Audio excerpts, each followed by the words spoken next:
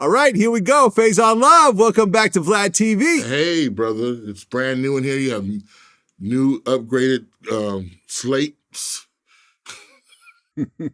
Your crew here is very up. You know, they're you should be proud of them. They got a new wooden grip for their camera.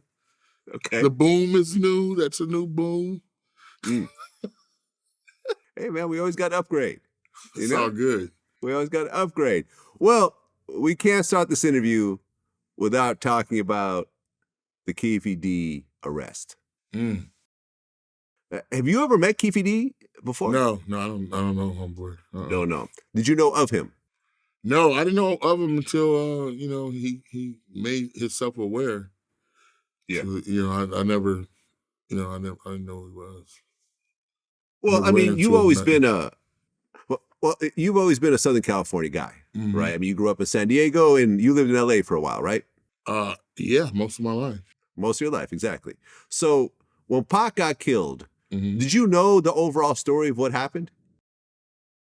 No, we were supposed to go up there and no.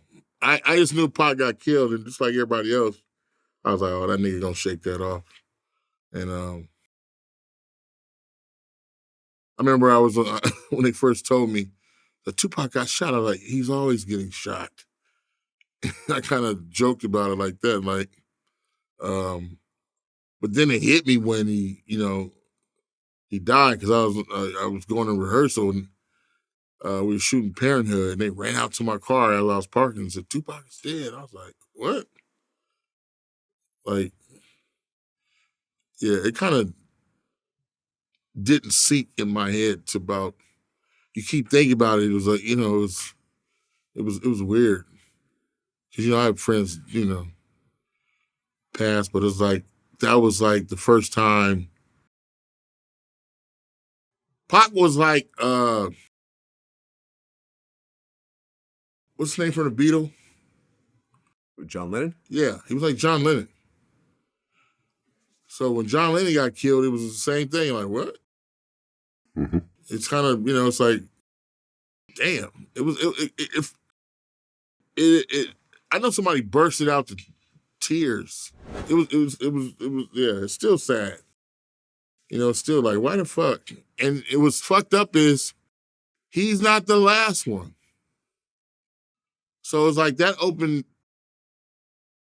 I've never heard of Cary Grant getting shot. But, Paul,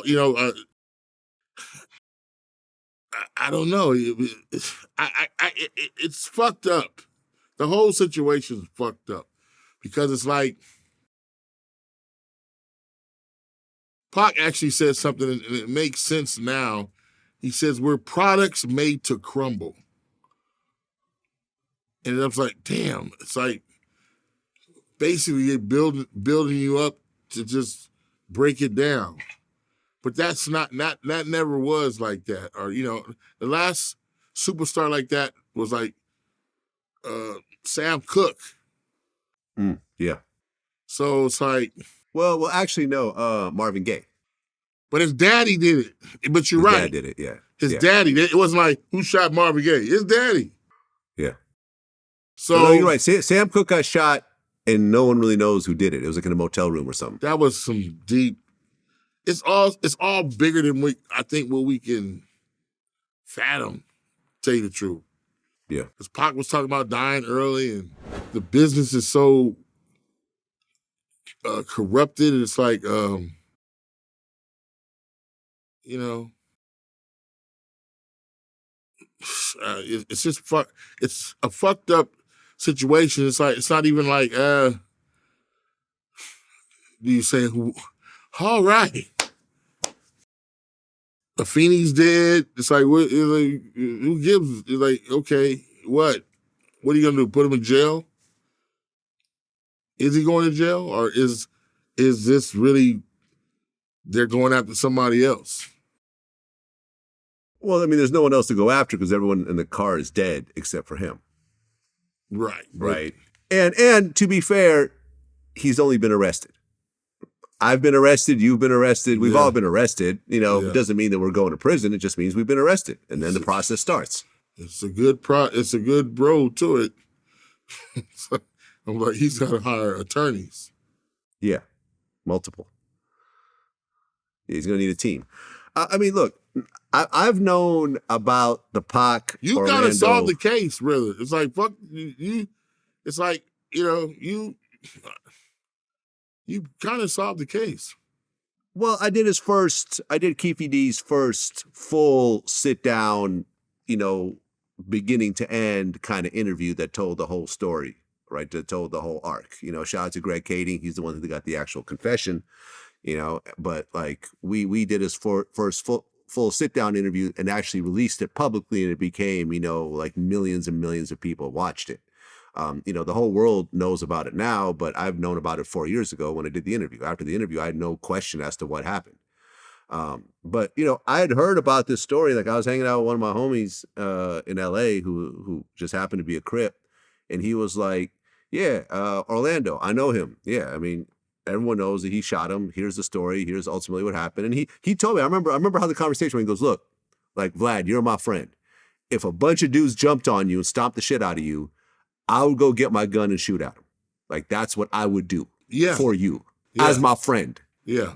Yeah. Right? And he's not even my relative. So you got to think like with Orlando and Keefe, that's actual family. So it runs a little bit deeper. Right? No, I'm not questioning that. I'm just, I mean, it goes to a lot of stuff. The ways of our ways as black men, and it goes back further than Pac, because Pac didn't know anything about the gay life. It was, he didn't know how deep it ran and the do's and don'ts. He knew the reverence, but he didn't know the code. Yeah. So it's been going on for years. Well, yeah, I remember watching this interview. There was a documentary with Suge. I think it was America's Nightmare. The one that Antoine Fuqua did. Mm-hmm. And I think it was this documentary when Suge was saying after Orlando got jumped, he was like, he told Pac, "All right, you're a hot rapper, but now you're going to be hot in the streets. You now have a different level of notoriety because of this situation.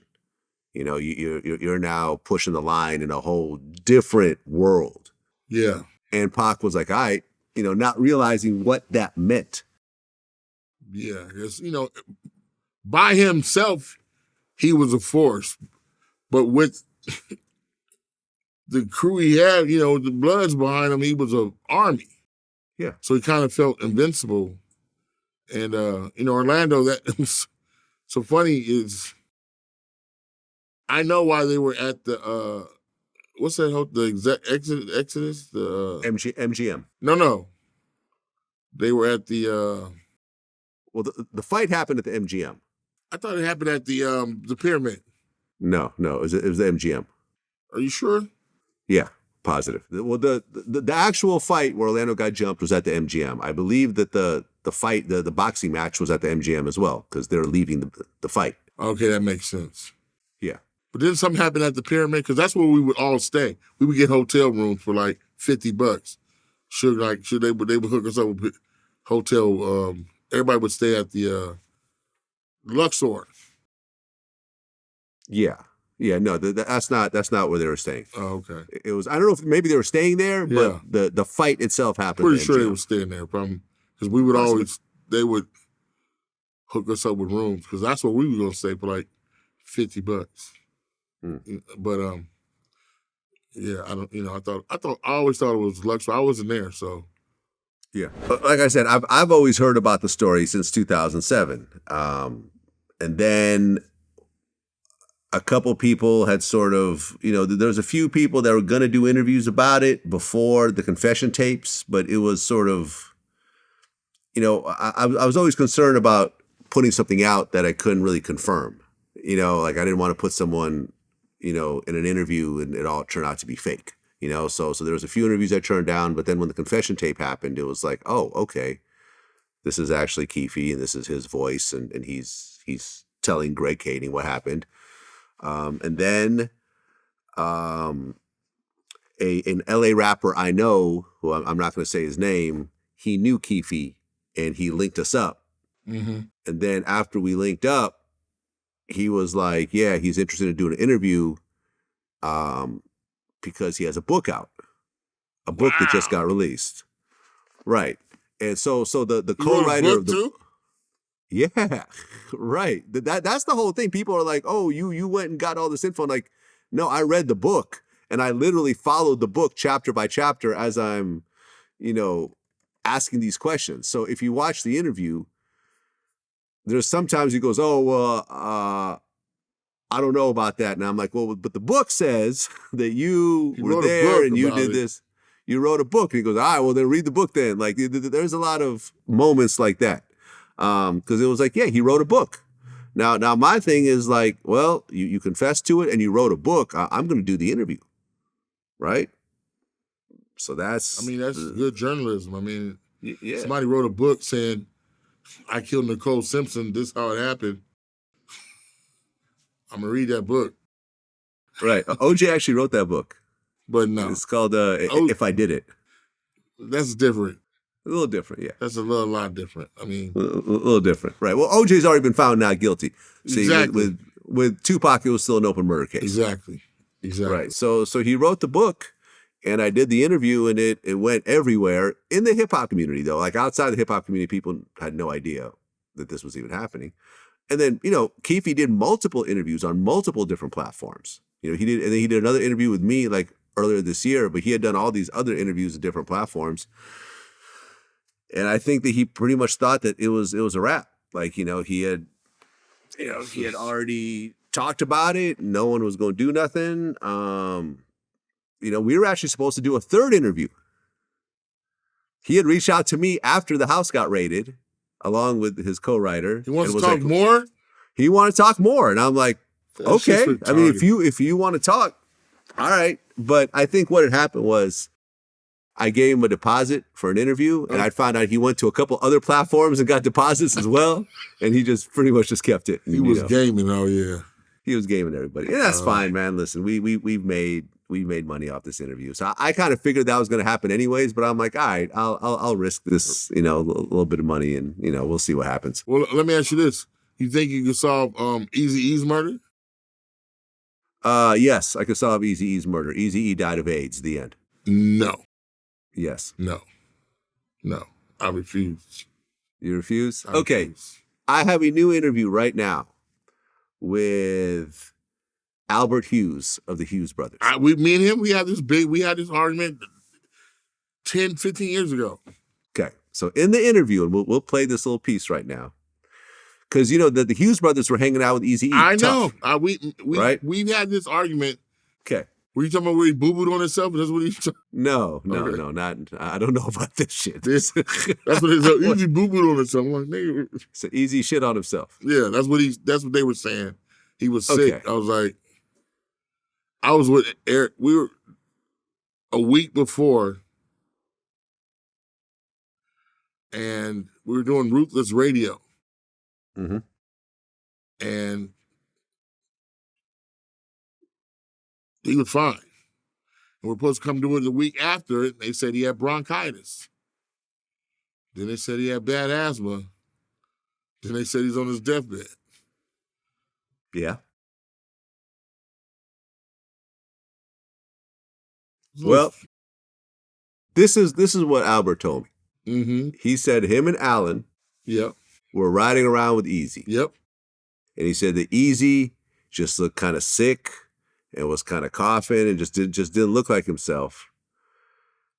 And Alan looked at Eazy and said, hey, man, do you think you might have AIDS?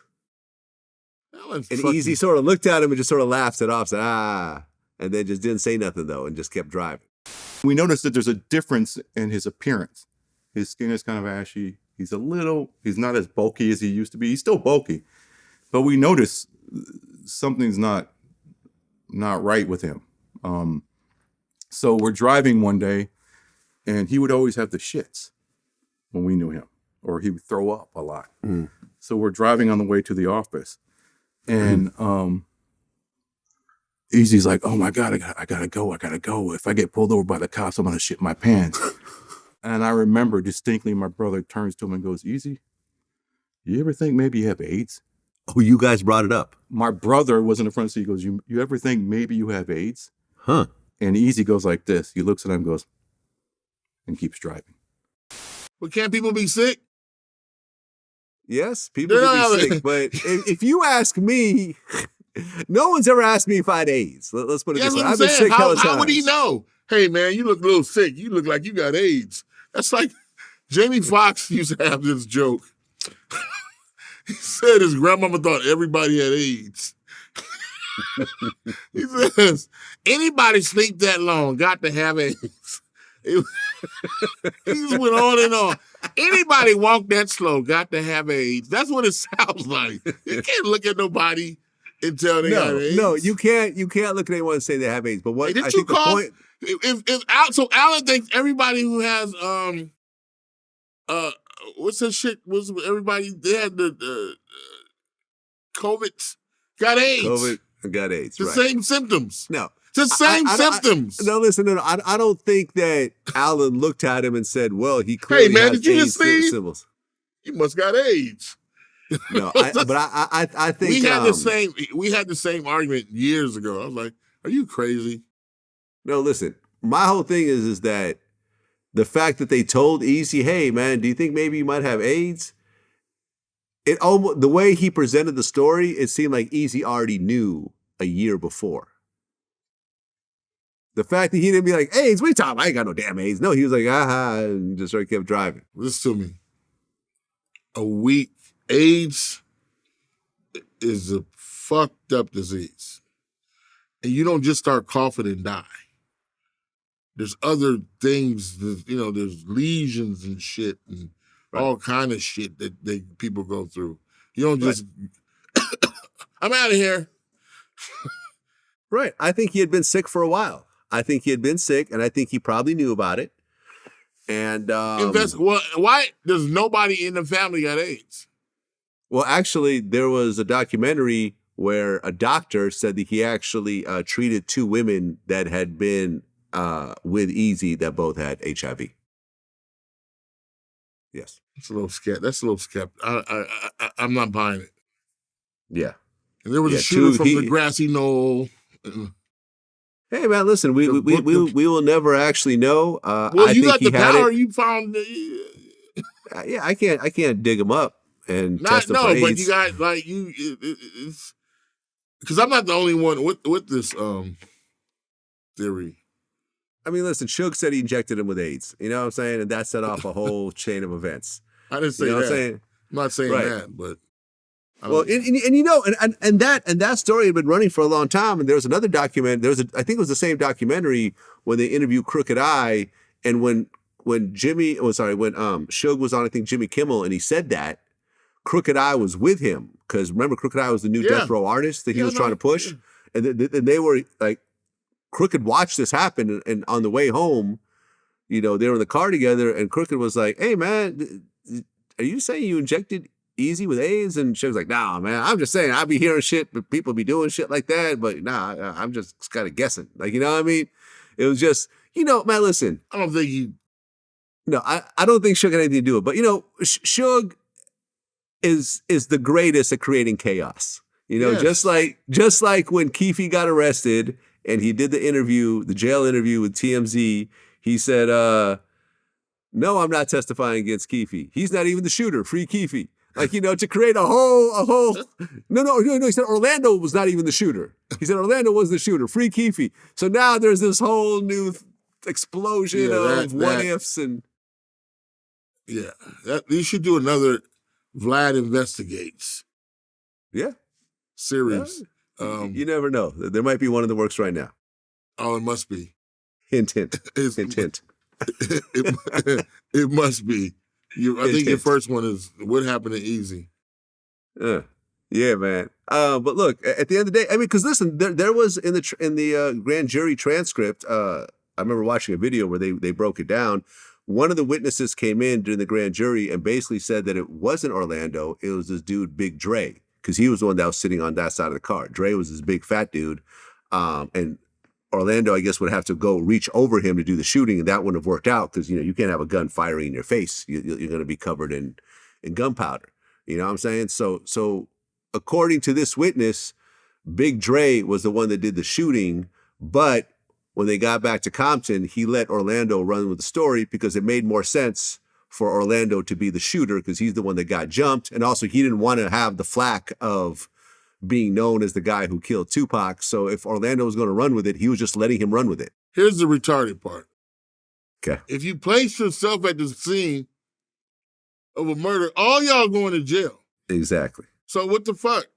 Yeah. If you say, I was in the car, but I didn't shoot the sheriff, I shot the deputy. No, I get it. But I think you're talking about the difference between, a police conviction, a criminal conviction versus perception in a community. You know what I'm saying? Like, to be known as the person who shot Tupac right, makes you a target for a non-police situation. You know what I mean? Like everyone, because I remember I interviewed Mob James, and Mob James said, we were trying to kill Orlando over this shit. Right. We were trying to do it, but we couldn't find him because he wasn't just hanging out on his front porch. They weren't talking about we were trying to kill Big Dre. No, they were trying to kill Orlando because that was the one that everyone was associating with the murder. A lot of people died behind that. No, it was a bloodbath in Compton. Yeah. We talked about this. It was the shootings broke out all over the place. Yeah. But look, somewhere in America right now, someone just got beat up and they're getting their gun to retaliate. Right now, it's happening as we speak. Yes, that's why. And we will never know who these people are. We will never hear the story because these aren't famous entertainers. They're just local neighborhood guys, and it's tempers, and it's hurt feelings, and it's bruises, and it's like, no, I can't go back. Everyone's gonna make fun of me because this dude just beat me up in front of everyone, so I'm gonna go shoot him. Yeah, that's what it is now. I mean, when I grew up, you should have to be able to take an ass whooping. It's like ass whooping is like, that's where the fair one came from. You take that ass whooping. Whooping. But like the Montgomery Brawl, man. Everyone took an ass whooping. No one pulled out a gun. Everyone's healed up now. And they're going on with their lives. Maybe a couple of people got little misdemeanors here and there. They might have done a little week or two in jail. Everyone's back home. All their bruises and cuts have healed up. You know what I'm saying? The folding chair probably still works. You know what I mean? People probably sitting on it right now, enjoying, a nice peach cobbler. And that's it. I mean, unfortunately, it didn't work out this way in this situation. I think it's definitely a problem within our neighborhood. It's like I said, it's like the black man is an endangered species. I mean, it's and we become our own prey. So it's like in the gangbanging, yes, and then everybody I was fighting with back then, we all love each other now. It's crazy because it's nothing but retaliation is very real. Yeah. Well, Orlando, I think, said the greatest thing when it comes to Orlando Brown. Oh my God! You had the greatest comment. I'm quoting Orlando Brown. He said in an interview recently that you can't arrest Keefe D for Tupac's murder because Keefe D is Tupac. You think when I say be great, that kid, I don't know what happened to that kid. He was such a brilliant kid. I don't know what the fuck happened to him. I mean, such a brilliant kid, funny kid. I mean, brilliant. And then I don't know. I mean, he said you can't arrest Keefe D because Keefe D is too. That's he morphed himself.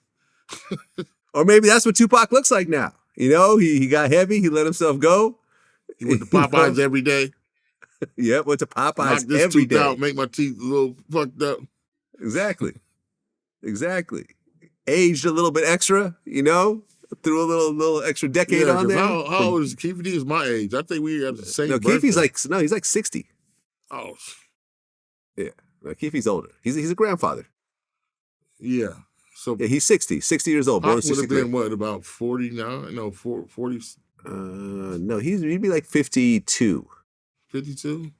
Because he was born in 69? Hold on a second. Tupac. 71. So he'd be 52 right now. Yeah. Yeah. That's crazy. Imagine a 52-year-old Pac. That's the kind of stuff that 52-year-old Pac, 52-year-old Big, but I guess that's just their journey. It's kind of like I equate it to like I keep forgetting the Beatles guy's name. John Lennon. It's like it's almost rock and roll, but it's not. Like why did John Lennon get shot?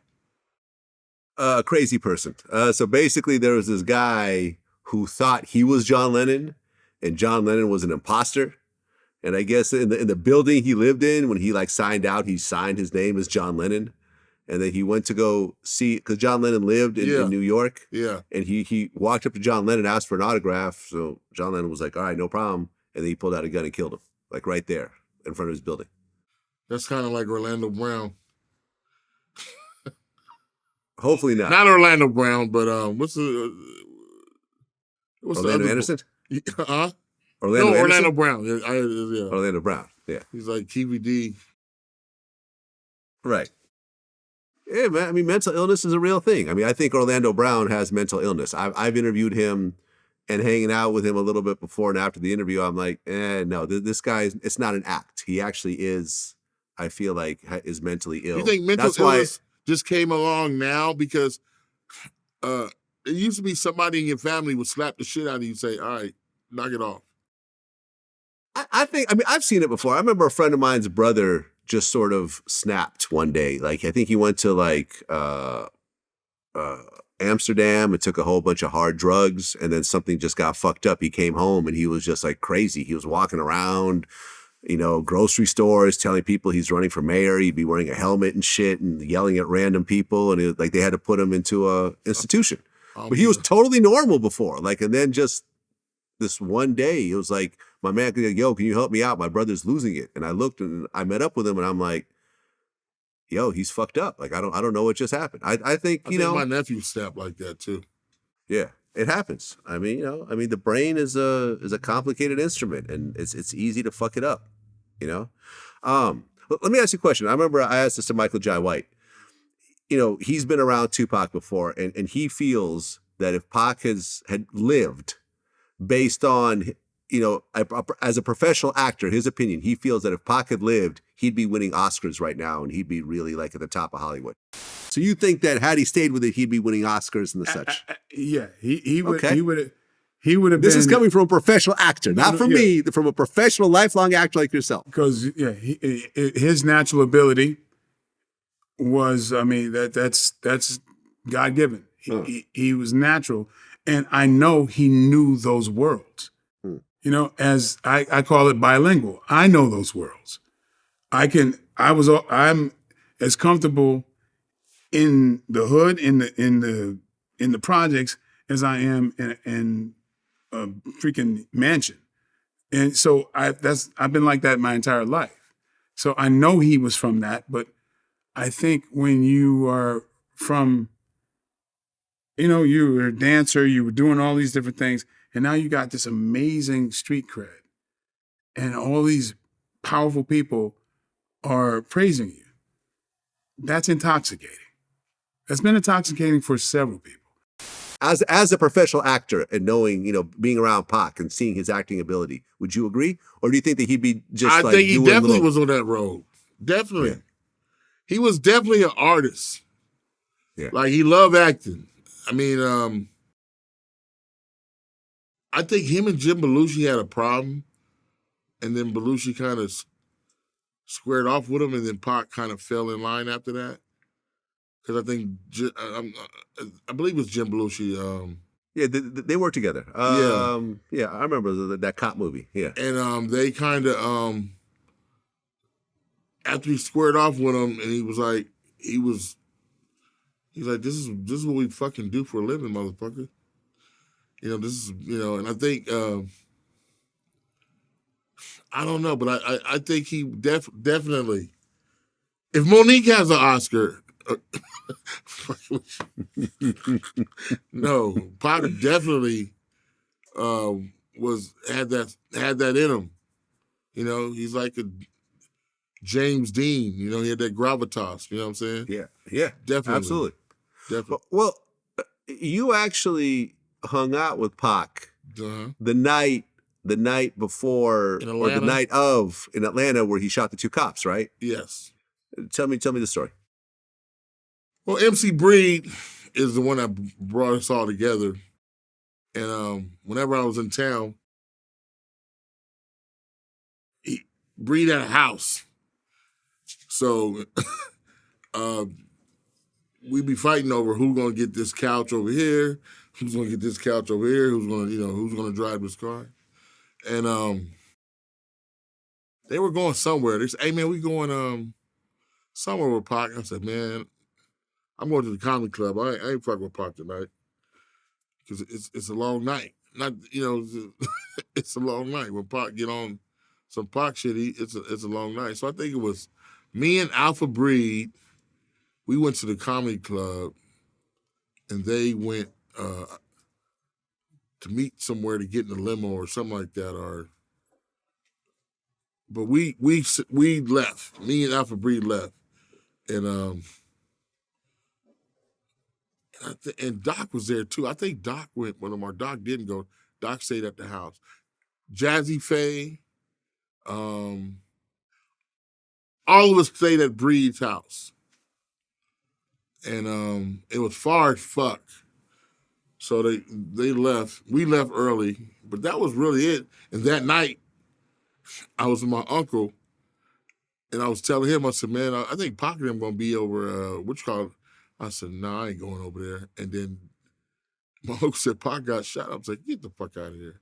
Pac just got into a shooting. My Uncle Bruce. So, yeah, I mean, the nicest guy you ever want to meet, and genuinely nice. Mm-hmm. You know what I'm saying? But if you think you was...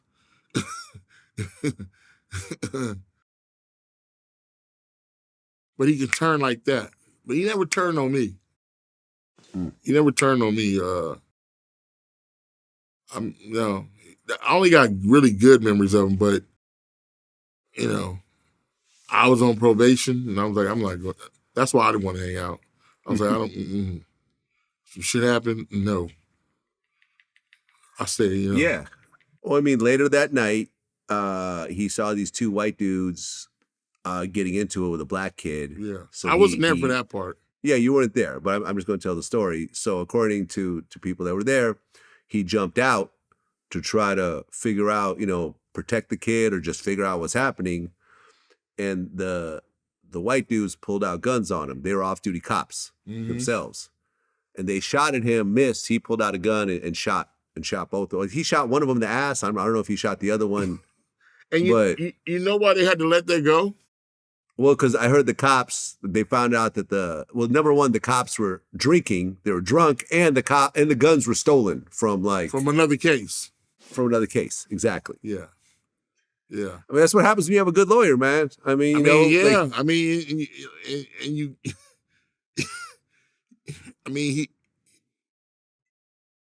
he traveled like, if it's gonna happen, it's gonna happen. So it ain't gonna be no accident. If I go out, I just go out. That's how he walks. And then, Mopreme was there with him 9 times out of 10. Mm-hmm. You know, so he's seen everything. Yeah. Everything. You see the Mo's face like,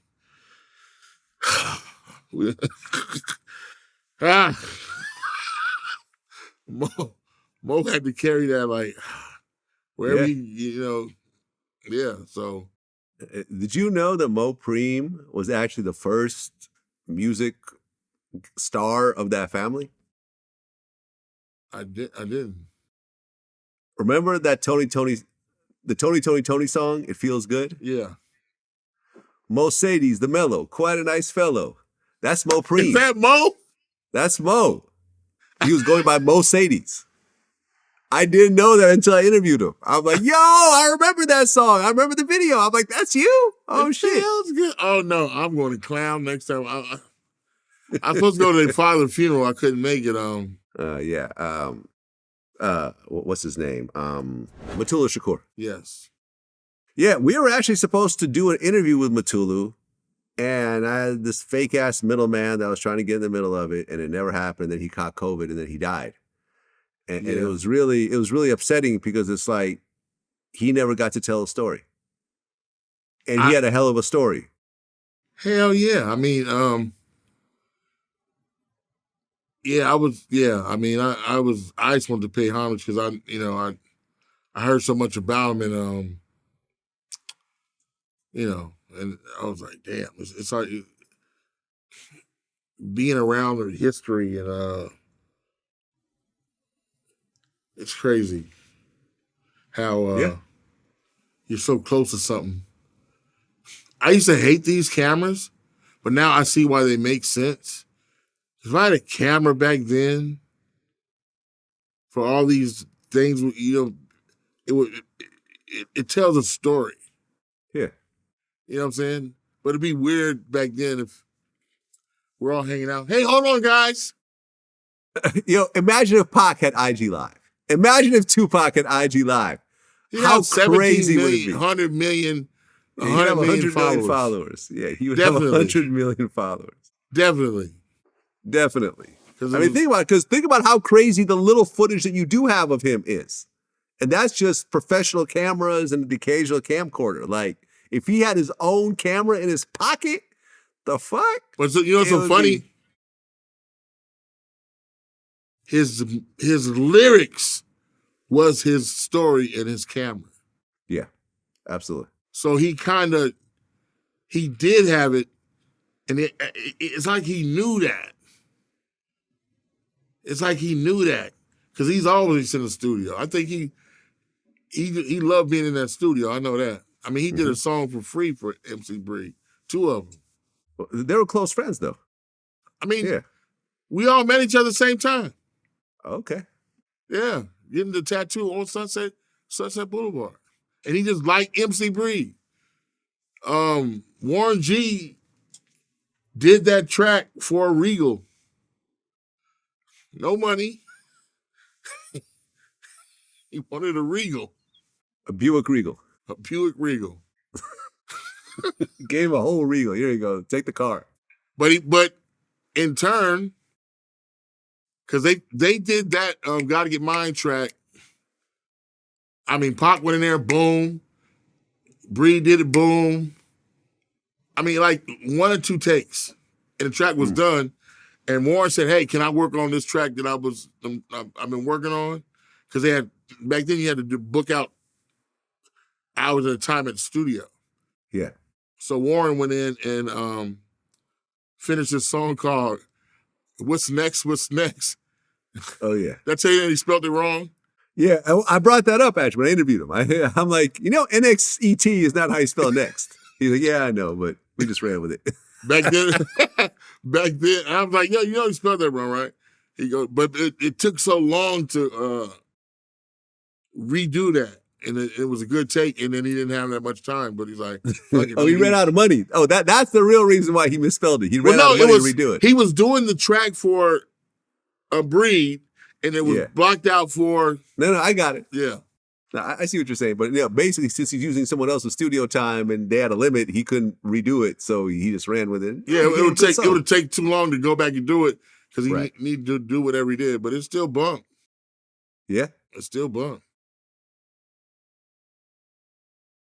Special Ed, I had an interview recently. And he said that NWA, when they came in, they were part of the destruction of hip hop. And a lot of people got upset over it. You know, the Dog Pound, Exhibit, I think Ice Cube even responded. His name is Special Ed.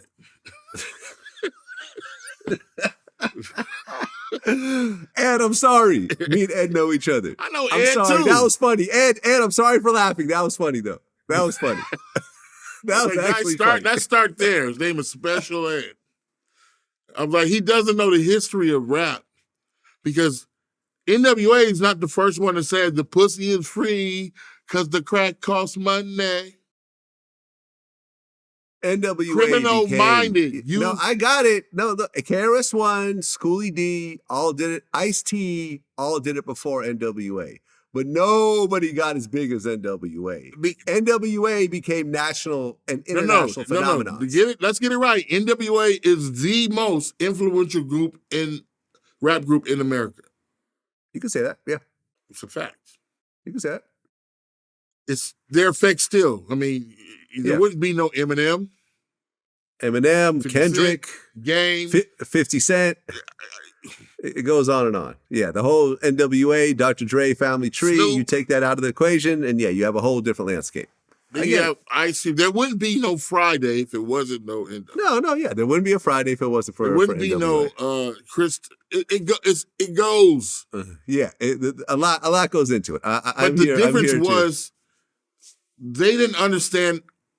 They weren't making shit up. This was a lifestyle that they were reporting on. And they knew about it. Right. If you listen to the Boys in the Hood, if you really listen to it, is today was a good day, then it got fucked up together. Yeah. Because it started out cruising down the street in my 6'4". Yeah. Checking the bitches, clocking the hoes, went to the park to catch the scoop. Nigga, that's what you did. and then it goes down. Knuckleheads out there. Yeah. Oh, shit. A car pulls up. Who can it be? Fresh El Camino rolling Kilo G. Now we're talking about Grand Theft Auto. Yes. Now he's like, this is what happens. It was started off as a beautiful day. Oh, then the shit goes down. Boom. Right. That's what they don't understand. That was our lifestyle.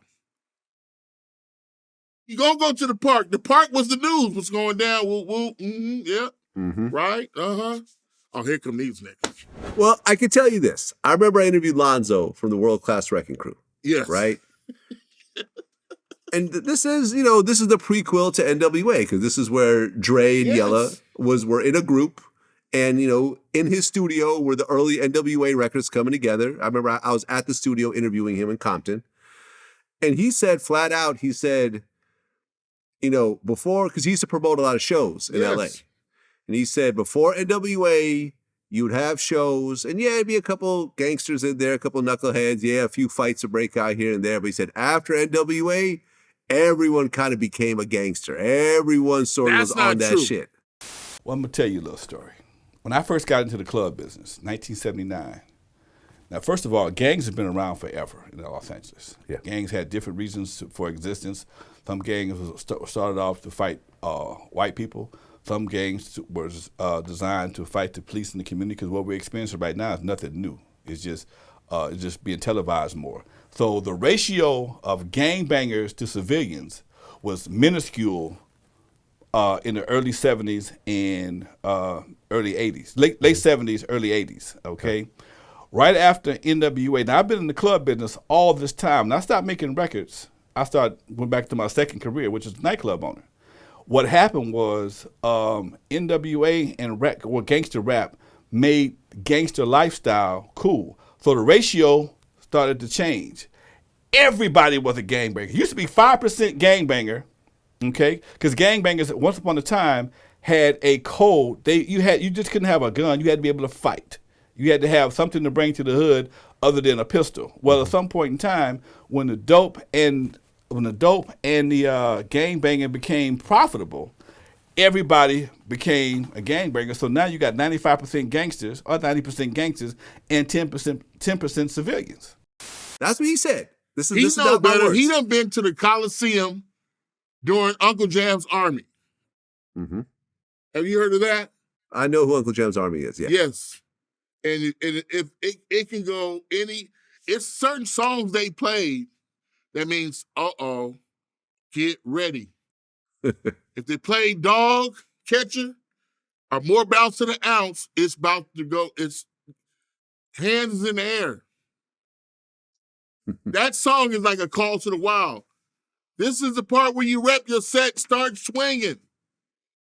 And sometimes nothing would happen. But yes, no. I mean, no. No. They weren't banging. I've never ever heard Cube, Dre, Eazy claim any set. Right. Well, Eazy was Kelly Park. Kelly Crip. Park. Yeah. And I think he did mention a little bit near the end of his career, but not during the NWA times. Yeah, it wasn't like, but he was, Eric was about that money. Yeah.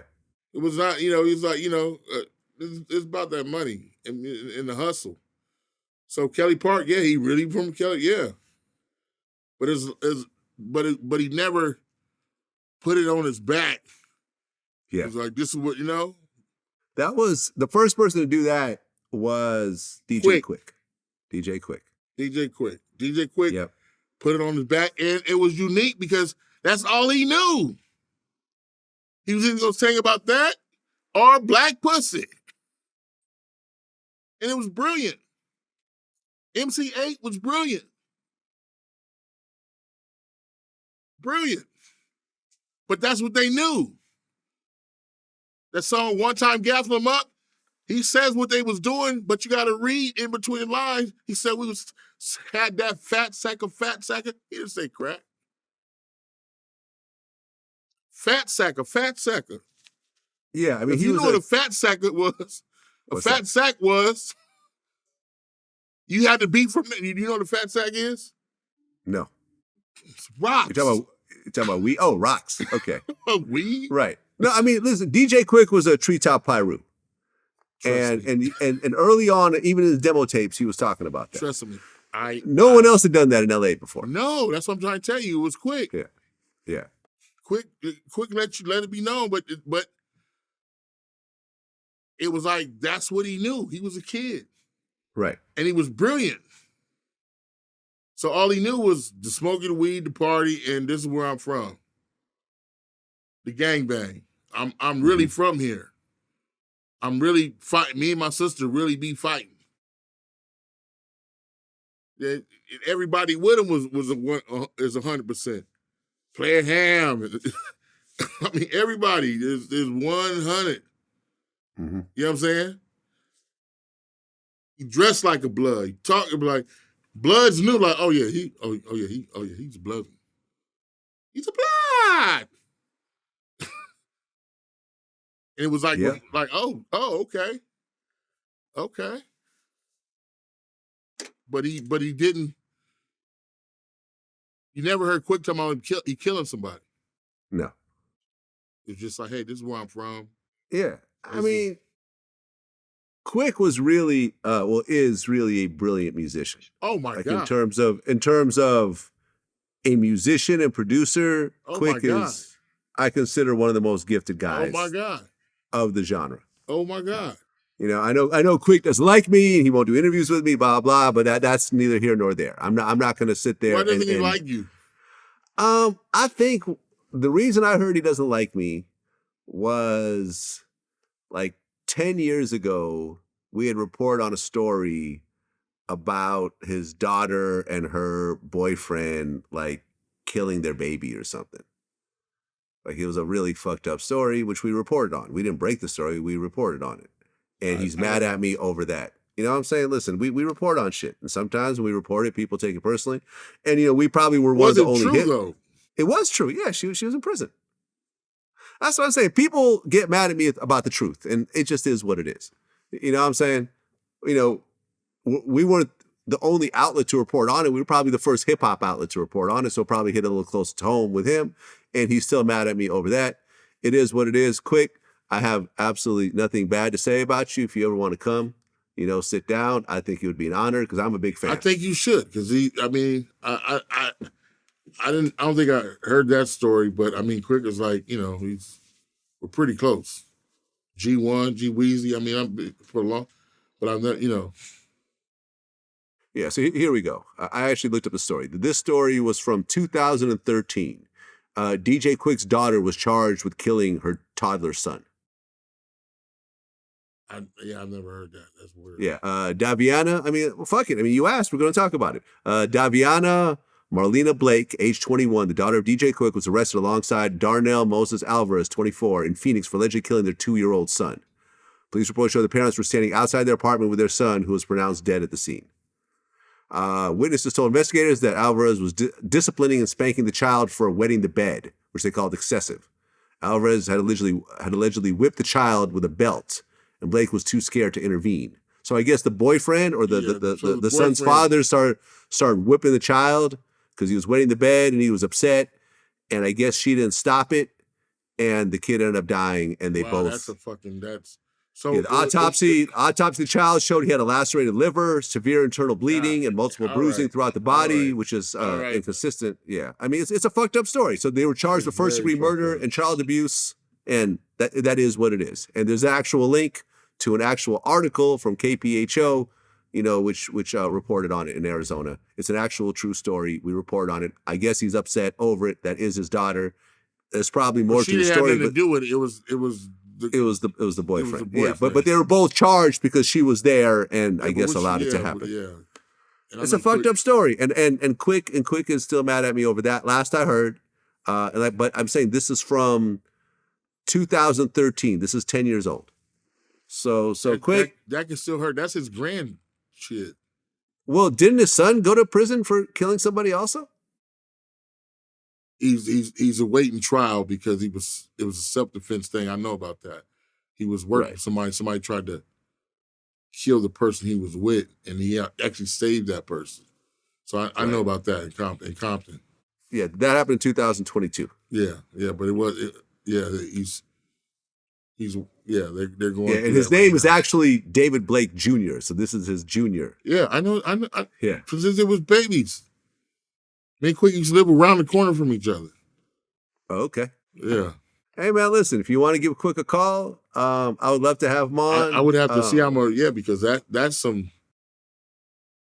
deep wounds, but that's some deep shit. I don't know how would I approach that if my grandson was, that's deep. I never knew that. Grandson died. Yeah, exactly. Yeah. Over the hand, because I know he wished he put hands on the homeboy. No, I got it. But we weren't involved in that situation. We just reported on it. But that's our job. We report on shit. We report on. DJ Quik is a prominent hip hop figure. When something happens to a prominent hip hop figure, we report on it. I think Zibit's mad at me over reporting over a DUI he got once. It is what I don't fucking know, man. I can't. Man, listen, everyone is so sensitive when it comes to this shit that I just say and I just keep it moving, man. Zibit was drunk. I keep it moving. What's that? Zibit was drunk? No, not Exhibit. Never. Not that guy. Exhibit one of the original alcoholics. I know, right? He was part of the alcoholics, sort of. Yeah, the alcoholics, the liquid crew. Oh man, I know. These are good people. I've known Quik years. Exhibit, I remember when he first got in the game, believe it or not, Sir Jinx helped Exhibit in the beginning a whole lot. Makes sense. With mixtapes and him and Mitchie Slick, and yeah, man, I've seen them grow into conglomerates. But that's sad. That's yeah. I'll say something quick. We good.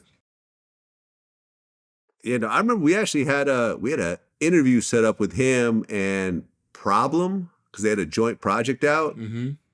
And I'm like, all right, I'll do the interview, but Rose they both have Crans? to be there. Yeah, I think so. And I'm like, I'll do the interview, but they both have to be there. They're like, oh yeah, no problem. Yeah, he's down for blah, blah. And I remember on my way to the interview, they're like, oh no, DJ Quik don't want to do it. And I'm like, the fuck? Y'all telling me this now? Like, we had already booked the studio. Let me say this. He is a genius, and he moves like that. I understand. We talked 9 hours one day about 9 hours. God, it had to be 9 hours because I was on the phone with Omar, former mayor of Compton, Omar Bradley, and it's Omar Bradley, me, and Quik on the phone. 9 hours, and Quik is talking about circuit boards.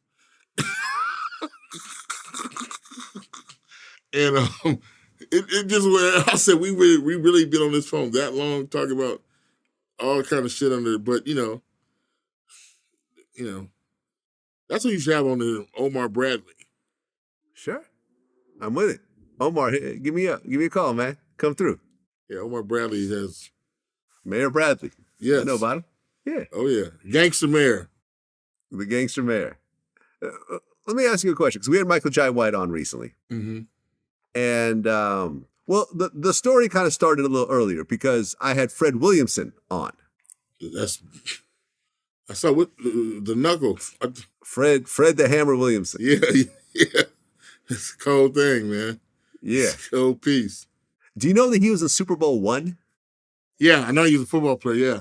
No, Super Bowl I. It wasn't even called the Super Bowl. It was called the NFL AFL championship game during that time. And I know he played football. Yeah, no, he was a football star. Yeah, he got to the Super Bowl. He lost, but he got to the Super Bowl. Was he with a Raider or who was? He was with the Chiefs, I think. Okay. But we were talking about actors, and he was like, "Yeah, like Samuel Jackson, his movies don't really make any money." How many fucking movies has Samuel Jackson made that made money? I mean, the money that he makes and the money that it costs to make a film. They don't make even, man. They don't make any fucking money. I'm gonna tell you now, those movies don't do shit because the budgets are too big, and Samuel Jackson ain't that big of a draw. But to white Hollywood, that's all they know. Denzel Washington, Samuel Jackson, and maybe two other guys. I can't even remember who they are. Yeah, I mean Samuel's the new Marvel series. The Nick Fury series. Well, that's where he belongs. Put him in the Marvel series. It could be anybody. That could be you in the fucking Marvel series to make you a star. Actually, Nick Fury is actually a white character in the comic books, but they actually made him black on screen, and it worked. Yeah, Samuel pulled it off. But they could put you in it, and pull it off as long as it's comedy, and as long as it's cartoon shit. They can put you in it, but don't bring that shit to the ghetto and say this is the bad motherfucker. No, come on. Who said that? Fred Williamson. and you see Michael's face. He's like, I'm not gonna say nothing because I'm in very high regard of this man next to me. Did he say that? He said that. Out of his mouth. Because afterwards, we looked it up, and me and Michael, because Michael kind of crashed the interview. Not crashed it, but we designed it for him to kind of come in the middle of the interview. Hold on, Fred. Wake up. Fred, wake up. Wake up. So afterwards, we had an interview about that. We looked it up. Samuel Jackson is the highest grossing living actor in America. Yeah, he's the only actor with more credits than me. No, definitely. I mean, he's in Star Wars. Yeah. And a whole lot more than that. I mean, Star Wars just does it.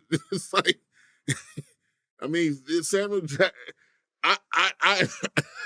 I tell him, have you ever said no? Samuel Jackson. Have you ever said you tired? Have you ever turned down a role? Yeah, have you just said, nah, I'm good? Yeah, no, Samuel Jackson has made almost $6 billion in box office revenue. Yeah. And this kind of started this other conversation, which a lot of people have debated, right? Uh-huh.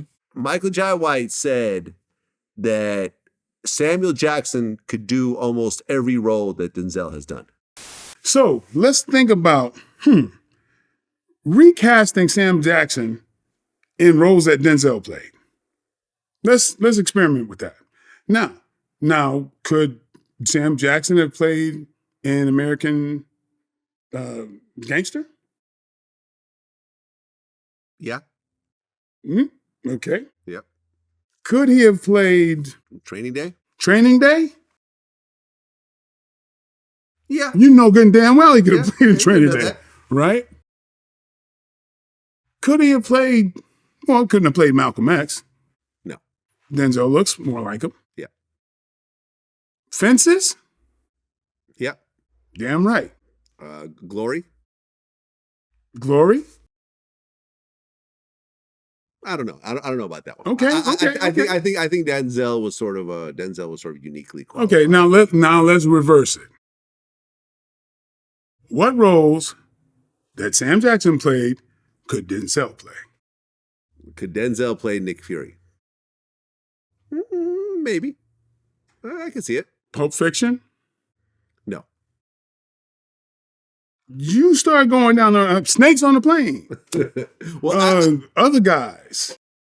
All those, now when you start thinking about Samuel Jackson's work that nobody else could have played, don't you start doing this a little bit? That doesn't make sense. Yes, he said he could do him better than Denzel? as well. Listen, I don't know why he would say that. He's just, Mike, stop lighting fires. No, listen. Samuel Jackson, Denzel Washington are two of the best actors ever. Yeah. Ever. Great. Okay? Could he have done? Here's the problem. Once Denzel does his bar and puts it down in glory, gets whooped with the eye, that's the bar. That's the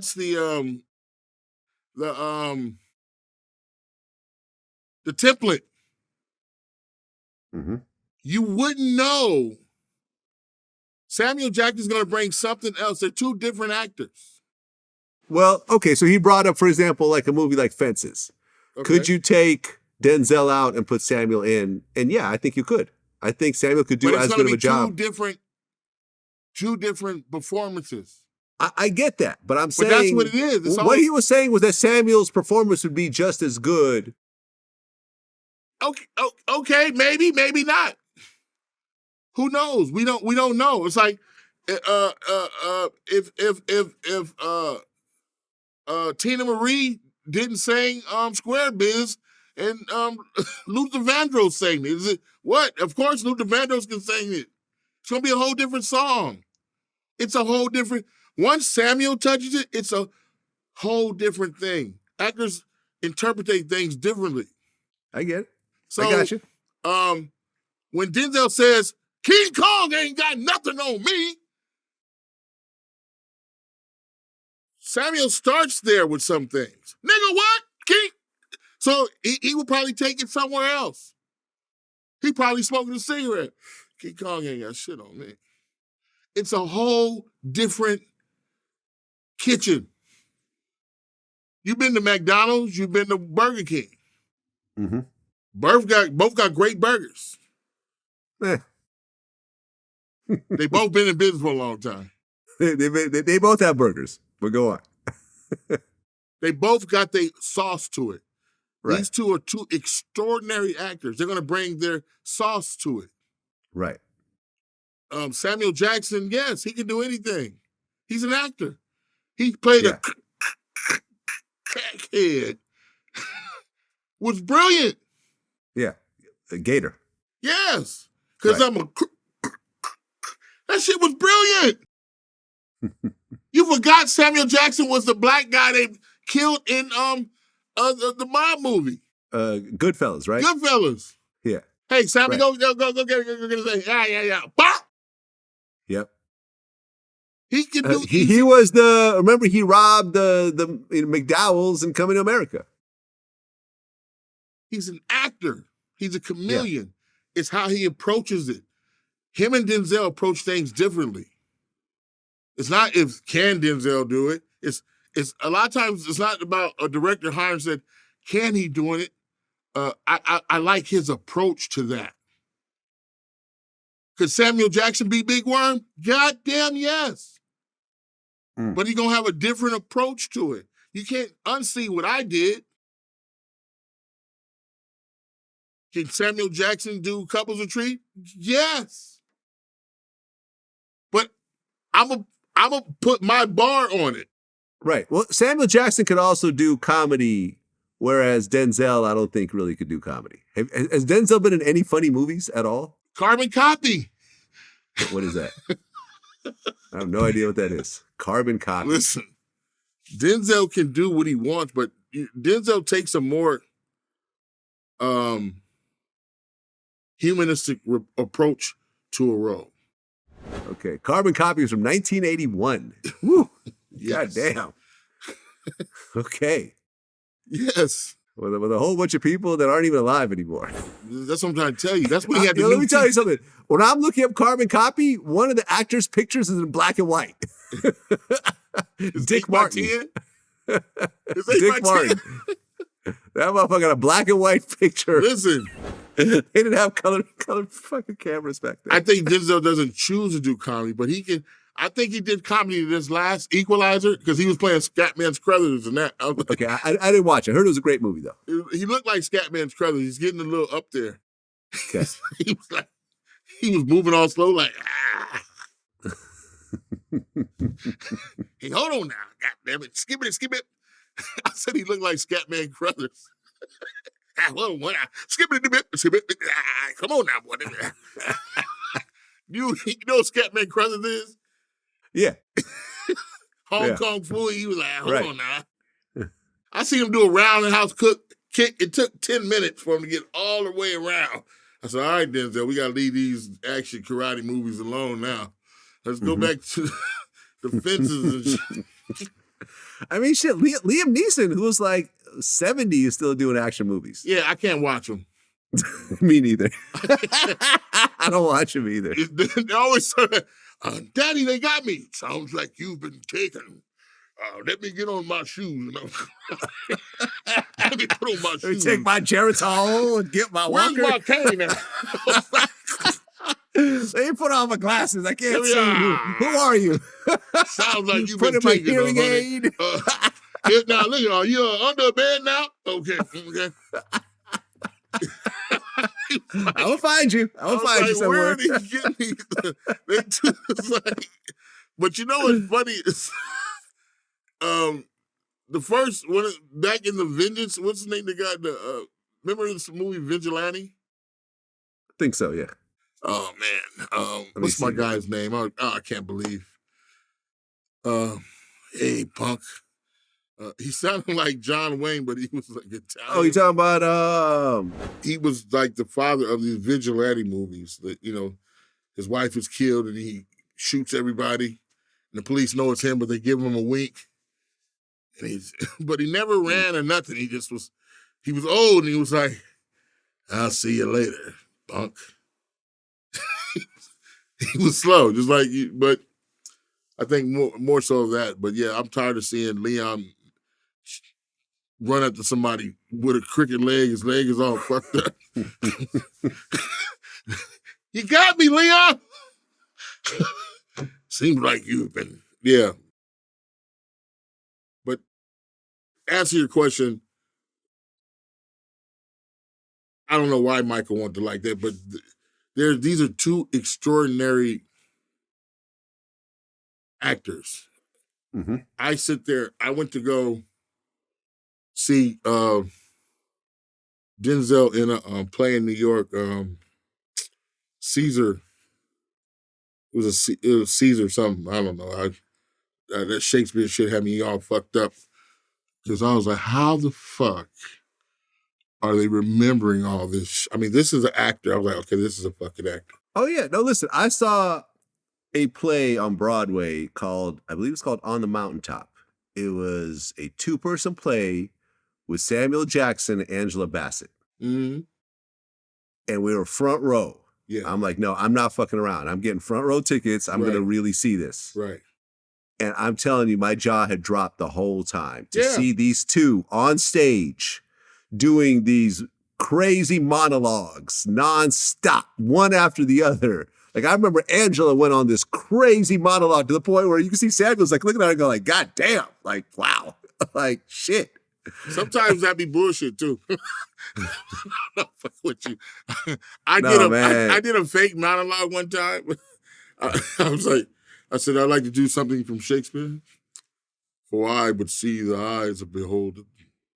If you didn't know the cedar landed on the frost and the frost landed beneath me. It was all bullshit. it was all bullshit. It's like, what Shakespeare? Oh, that's, niggas coming home. But no, these guys are extraordinary actors. They came up that way. Mm-hmm. You see what I'm saying? Yeah. Which is different now. Yeah. It's totally different now. So no, yeah, Denzel can do anything Sam can do. And they're actors. They're actors. Mm. They're not Right. fighters, Michael J. They're not fighters, Michael.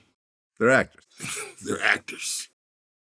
Well, one of the things that we talked about in this last interview with Michael was, and this was something that Carl Jones initially brought up during our interview, is that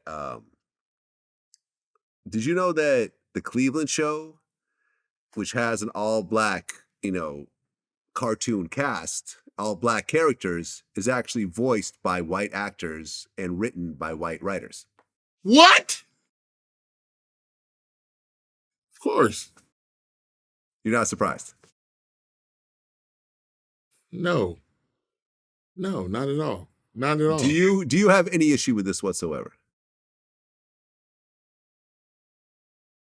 Of course there's an issue, but I'm moving past that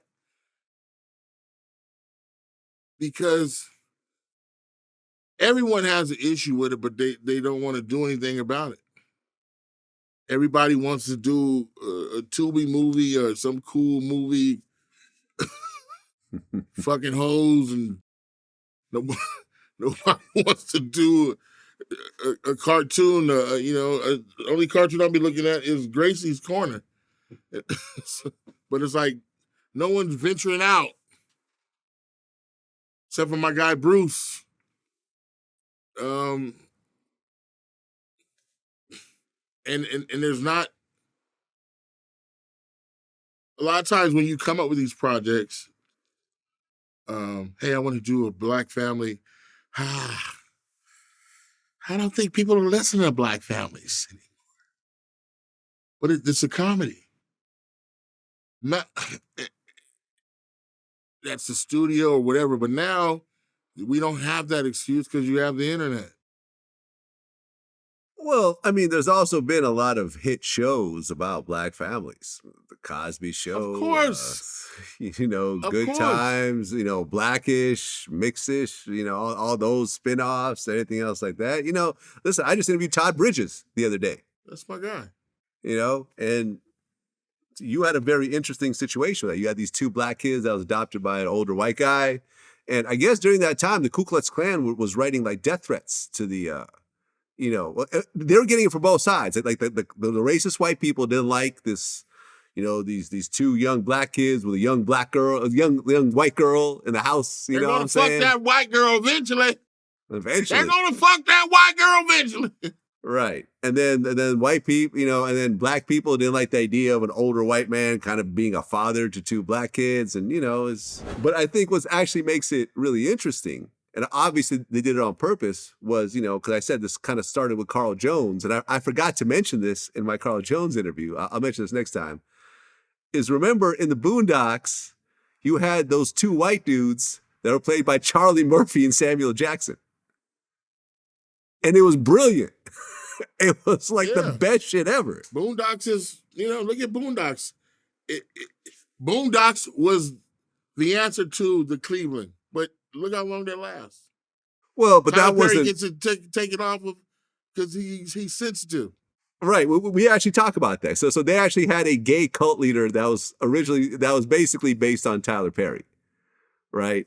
And originally, because I guess originally they just had Tyler Perry, and they're like, no, you got to take it off. He's going to sue, whatever else. They should have whooped Tyler Perry's ass.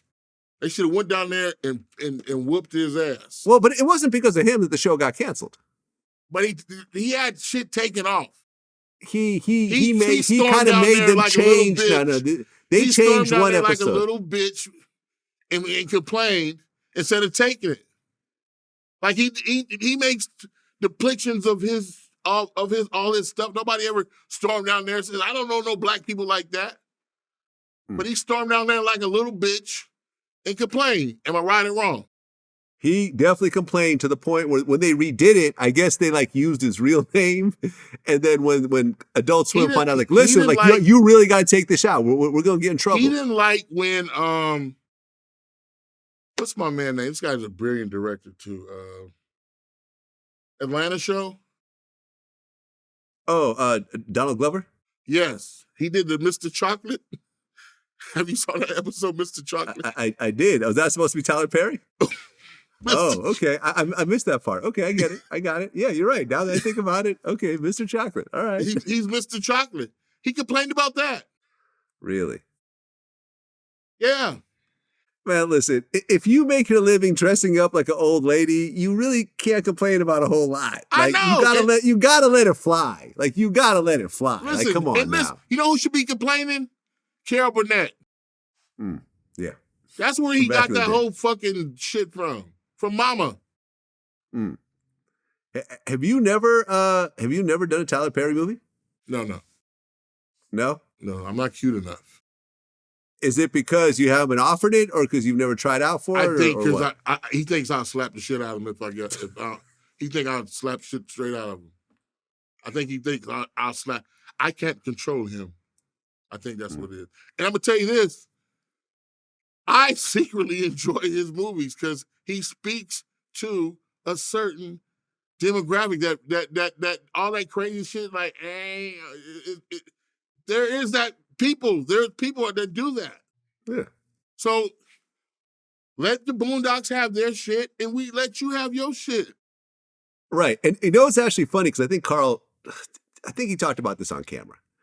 You know, sometimes these on-off camera conversations start to kind of meld together. But basically, a lot of this was based on, I guess there was an actor that they knew that went and he got an audition for a Tyler Perry movie, right?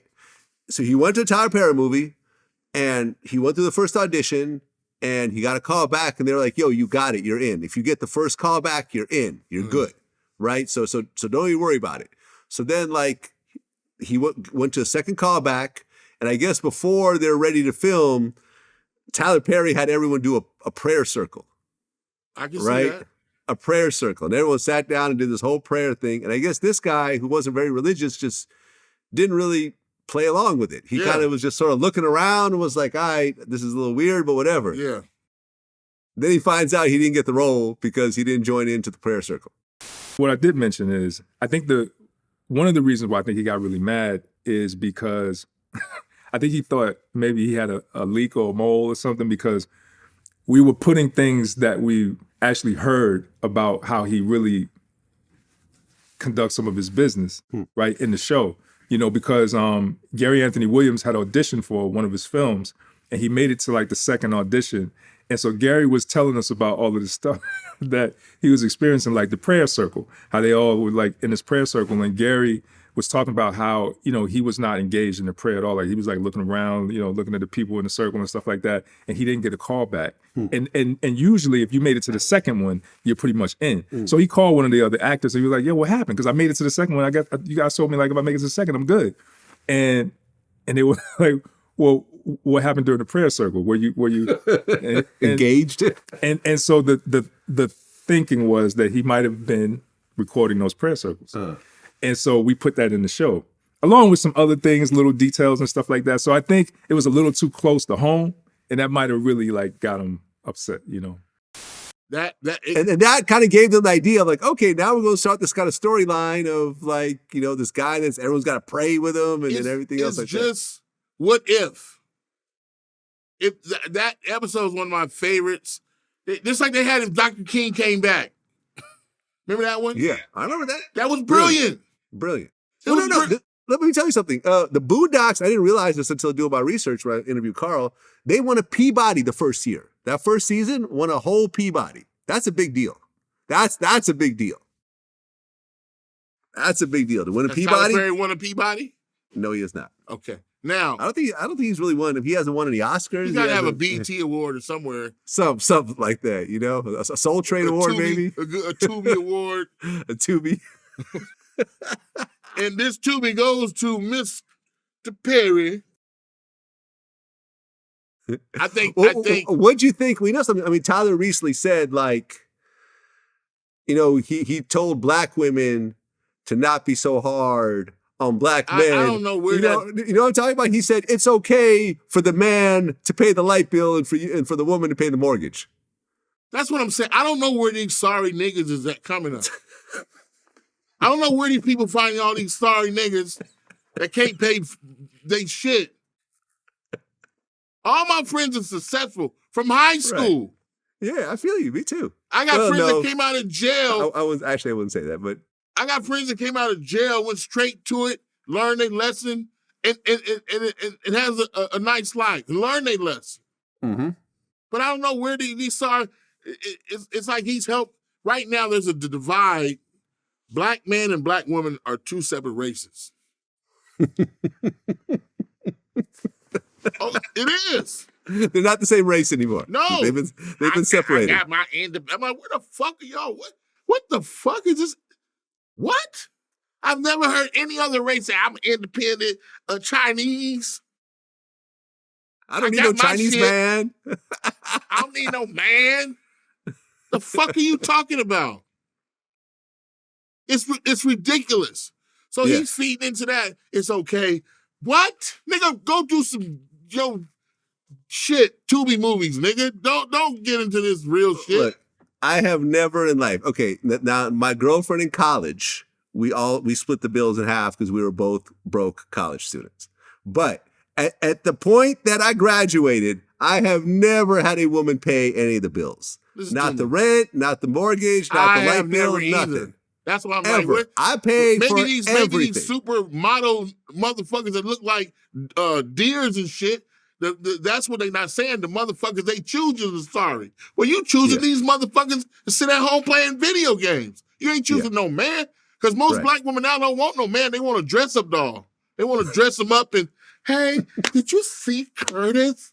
He has new explicit Pacific. Shut the fuck up. Please, don't get me started on that book. Black man and black woman need to come together and not be a separate fucking race. See here in the studio, the couple here, they're working together. Mm-hmm. She does the slates. She brings the lotion. I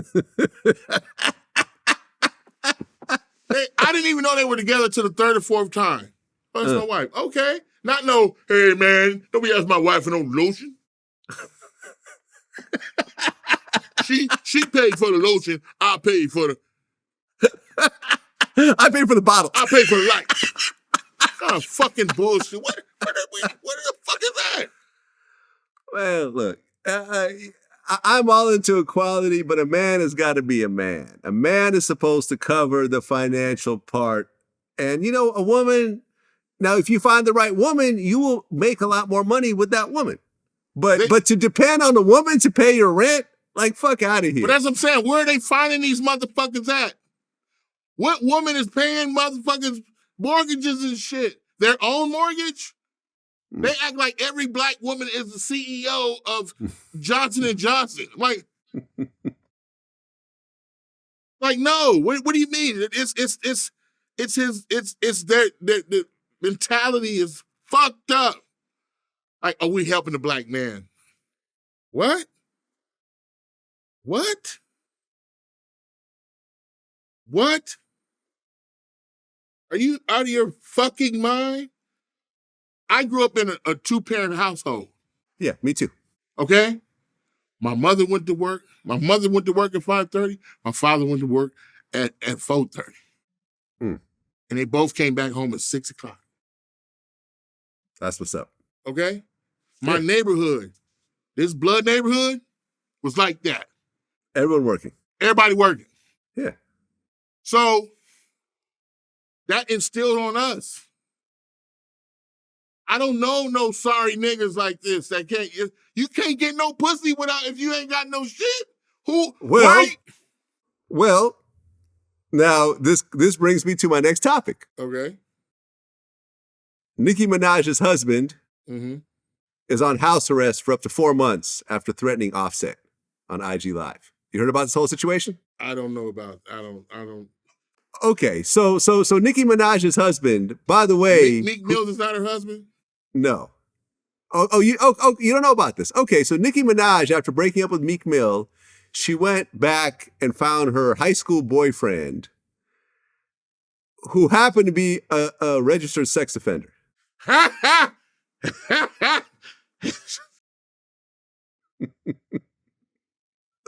I'm not Wait a making minute, this hold up. the fuck up. Hold the fuck up. Hold the Yes. Now, last time I saw Nicki Minaj, she was on the back of Meek Mill's motorcycle Yeah. in San Diego doing wheelies. Yeah.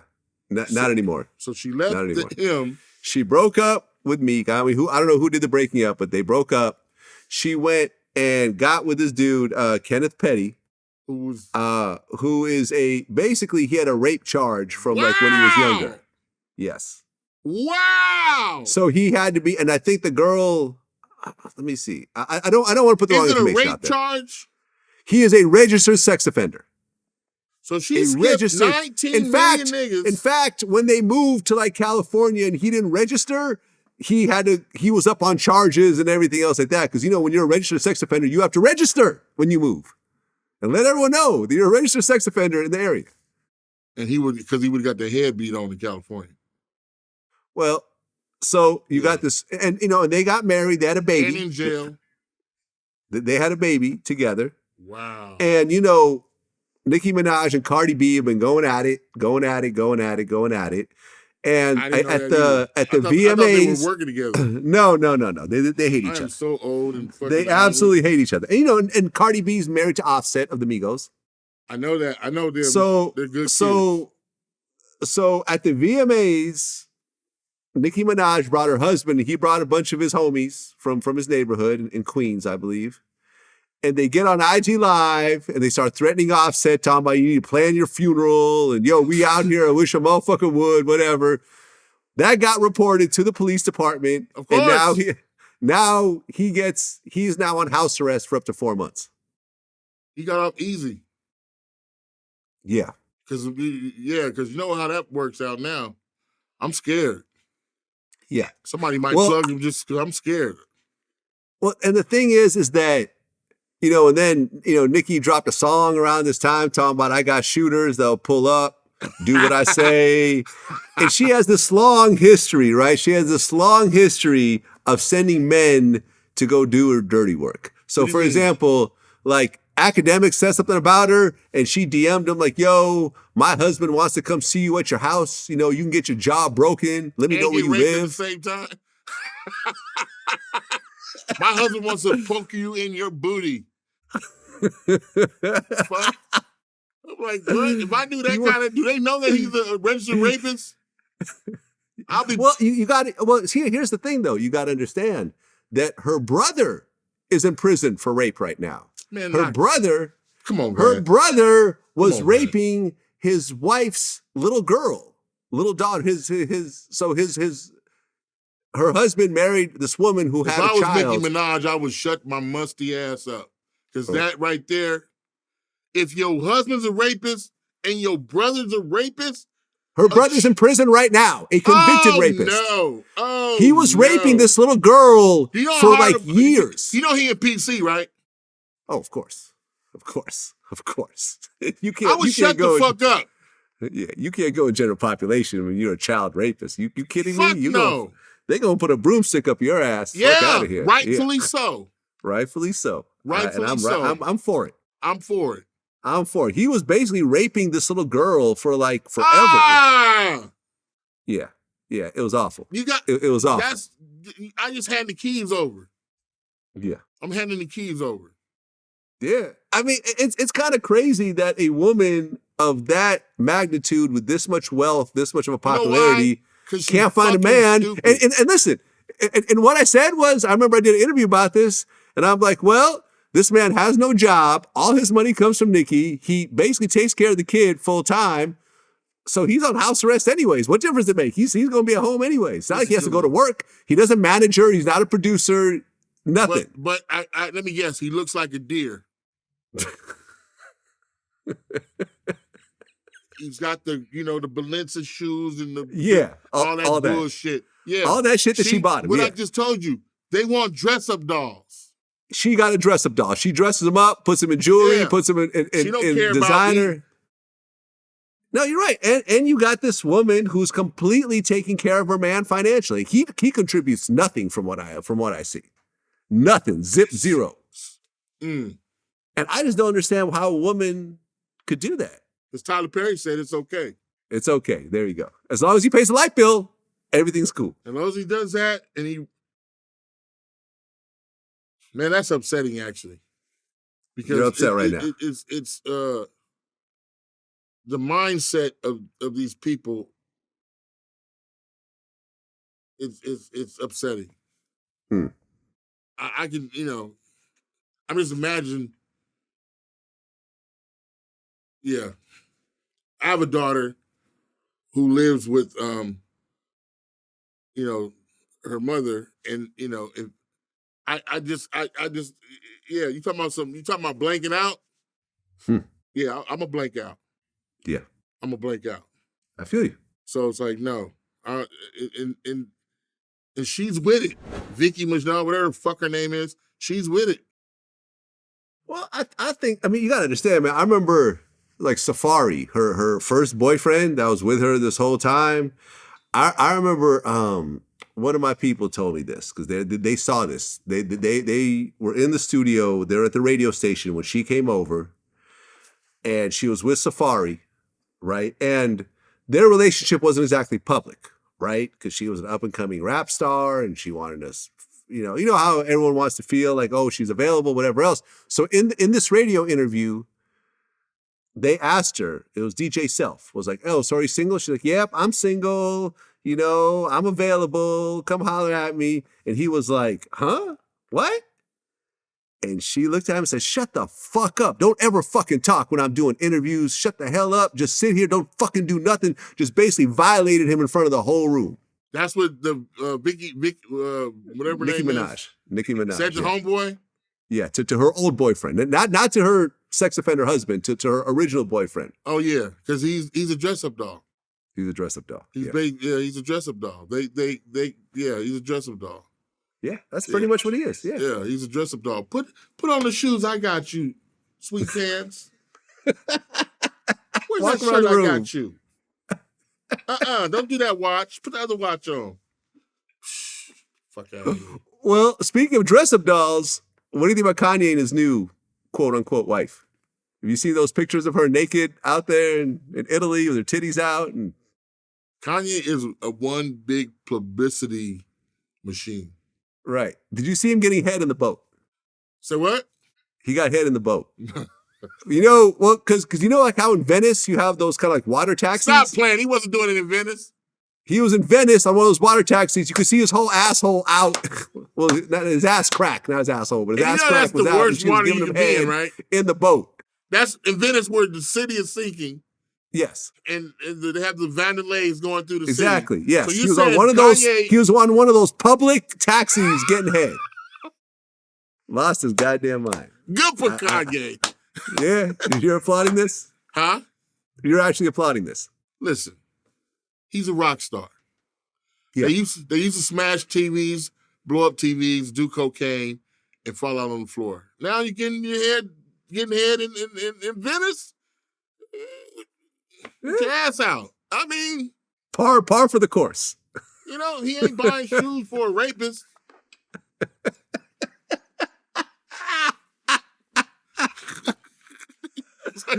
Just think about it.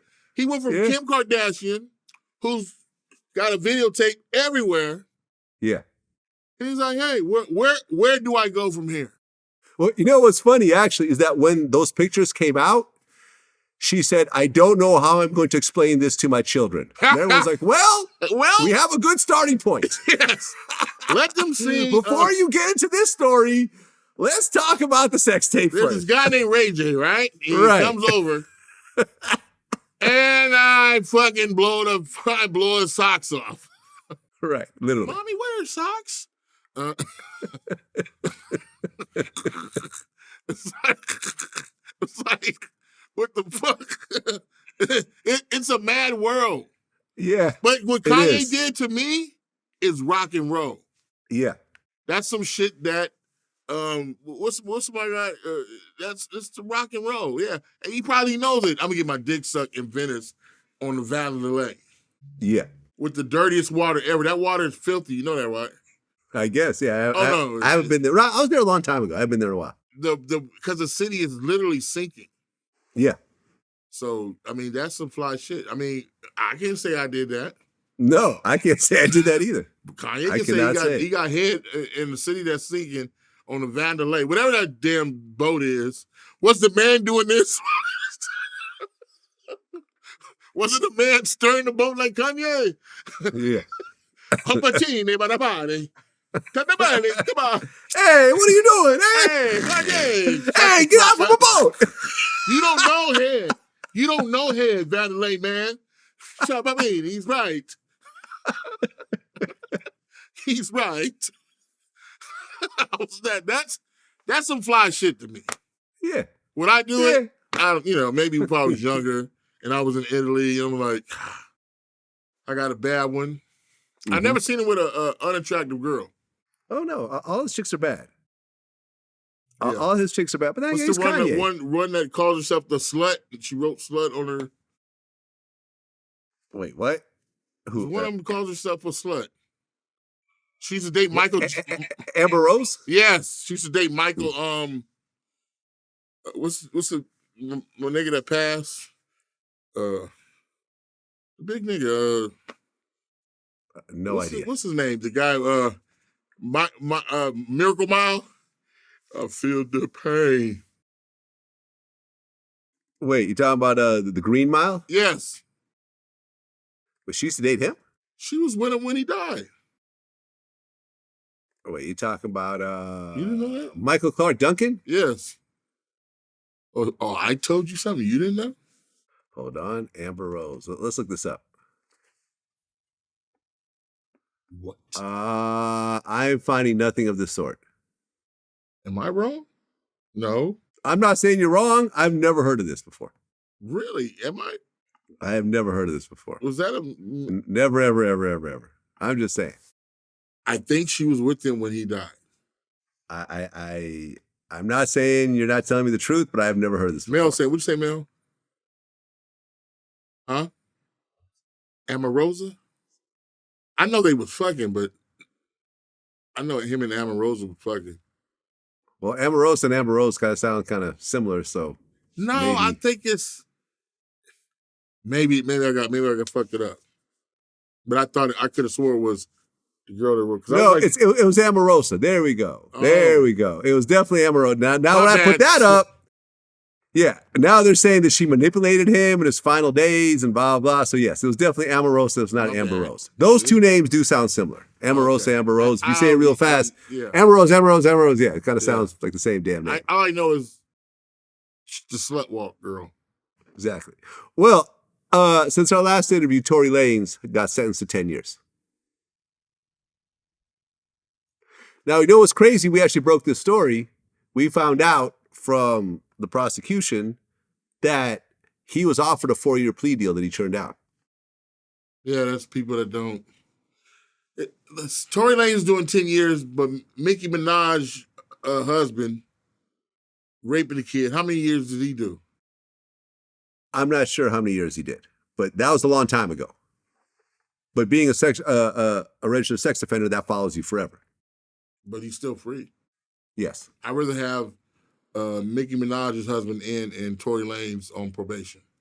Because I don't know what the fuck happened. I don't know how do you I don't think I don't know what did he shoot her or I don't know. Here we go. I actually looked it up. So Nicki Minaj's husband, he doesn't have a name. He's Nicki Minaj's husband. He has no first and last name. Bobo, Nicki let's call him Minaj's husband. He has Bobo three the dress-up names. doll. Right. He was convicted of rape in 1995. He was sentenced between 18 and 54 months in state prison. Oh, state. He still should have got more than that. He still should have got 18 Yeah. in the state prison, so he didn't do all of that. Yeah. He did like 50%, best case. What city was it? Well, it happened in Queens, I believe. Or that's where he lived. He lived in Queens, so it was New York. Yeah. Okay, but Tory Lanez got 10 years. Apparently, he has to be in general population. He did a whole... change that. Excuse me. Excuse me. Check, please.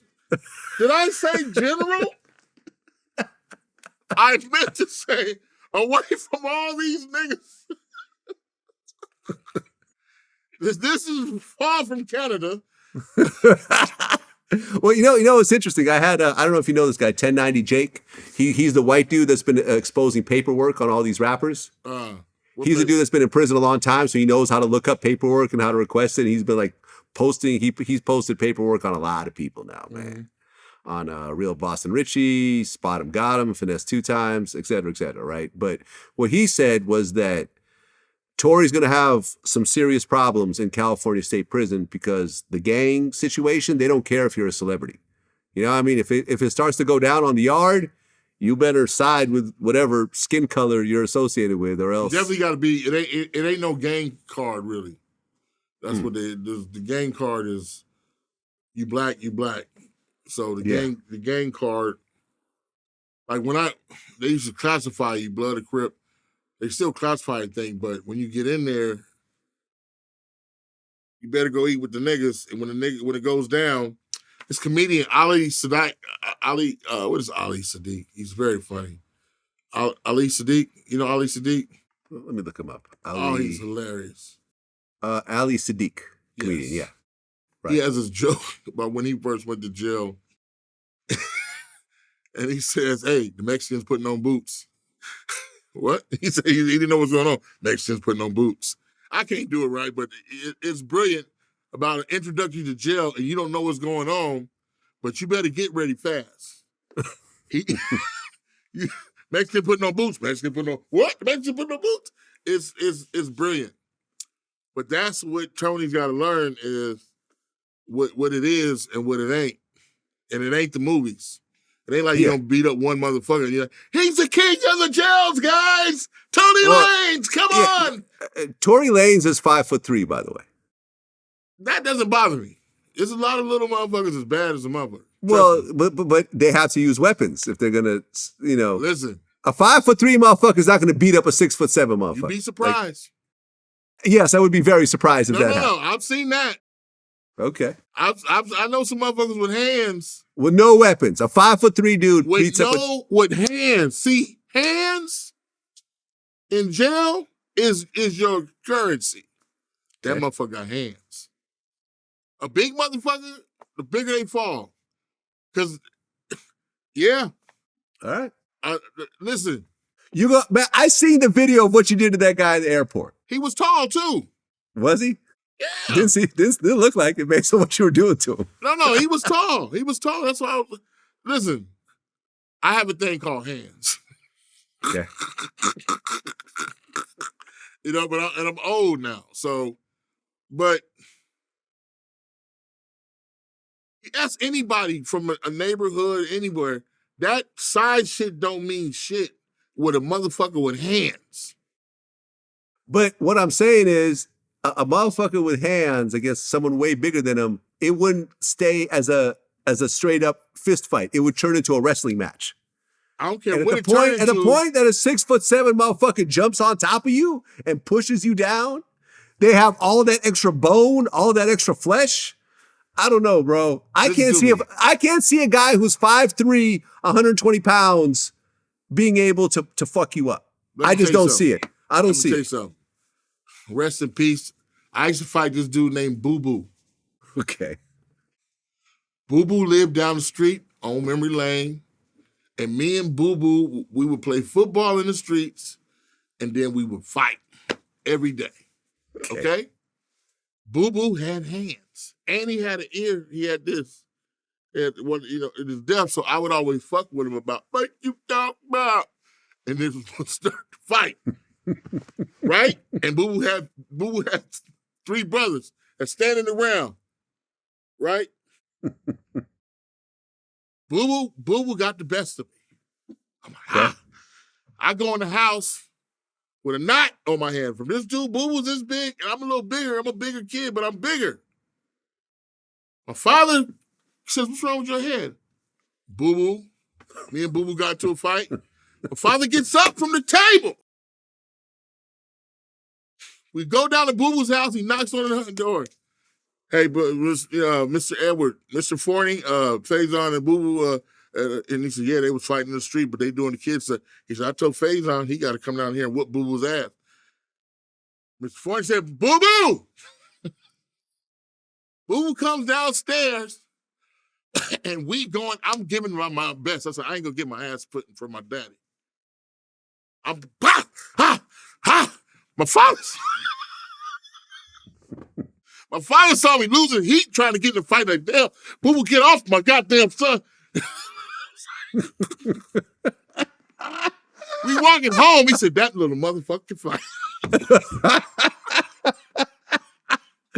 So Boo Boo whooped your ass twice in one day. Boo Boo whooped my ass twice in one day. In one day.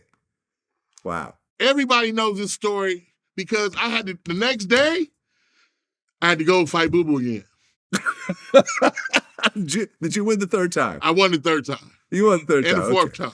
And the fourth time. The fourth time, Tim Frierson jumped in and ear blood. But Boo Boo was a bad. Listen, don't ever mistake size for weakness or strength. It's really in somebody's heart. I can never look at a man and go, I can whoop his ass because I'm bigger. I actually underestimate. I said, I don't know. I got to find out. But when we find out, I can't stop. Yeah, now listen. I mean, if you throw a weapon in the equation, even a stick or a knife, then it's a whole different game changer. See, it looks easy to kill somebody on TV because it's all, those are actors. But to take something and start jugging in somebody's, you got to be a bad, mean motherfucker.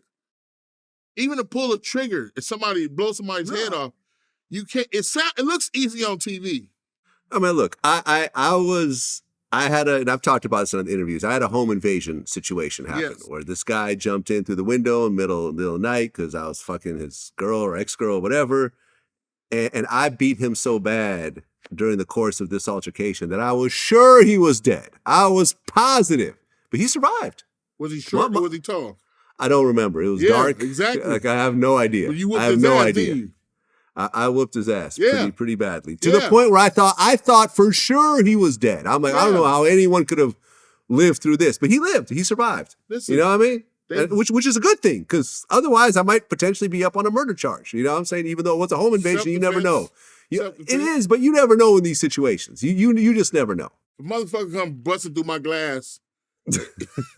I know. I mean, listen. The cops were like, self-defense. Have a nice day, Mr. Labovny. Like they let me go. Like I didn't even get booked or questioned or whatever. But he survived. I'm saying if it turned into a murder investigation, then if it you might have took gone. that shotgun and put it in his mouth, that's what you didn't do. Well, I didn't have a gun.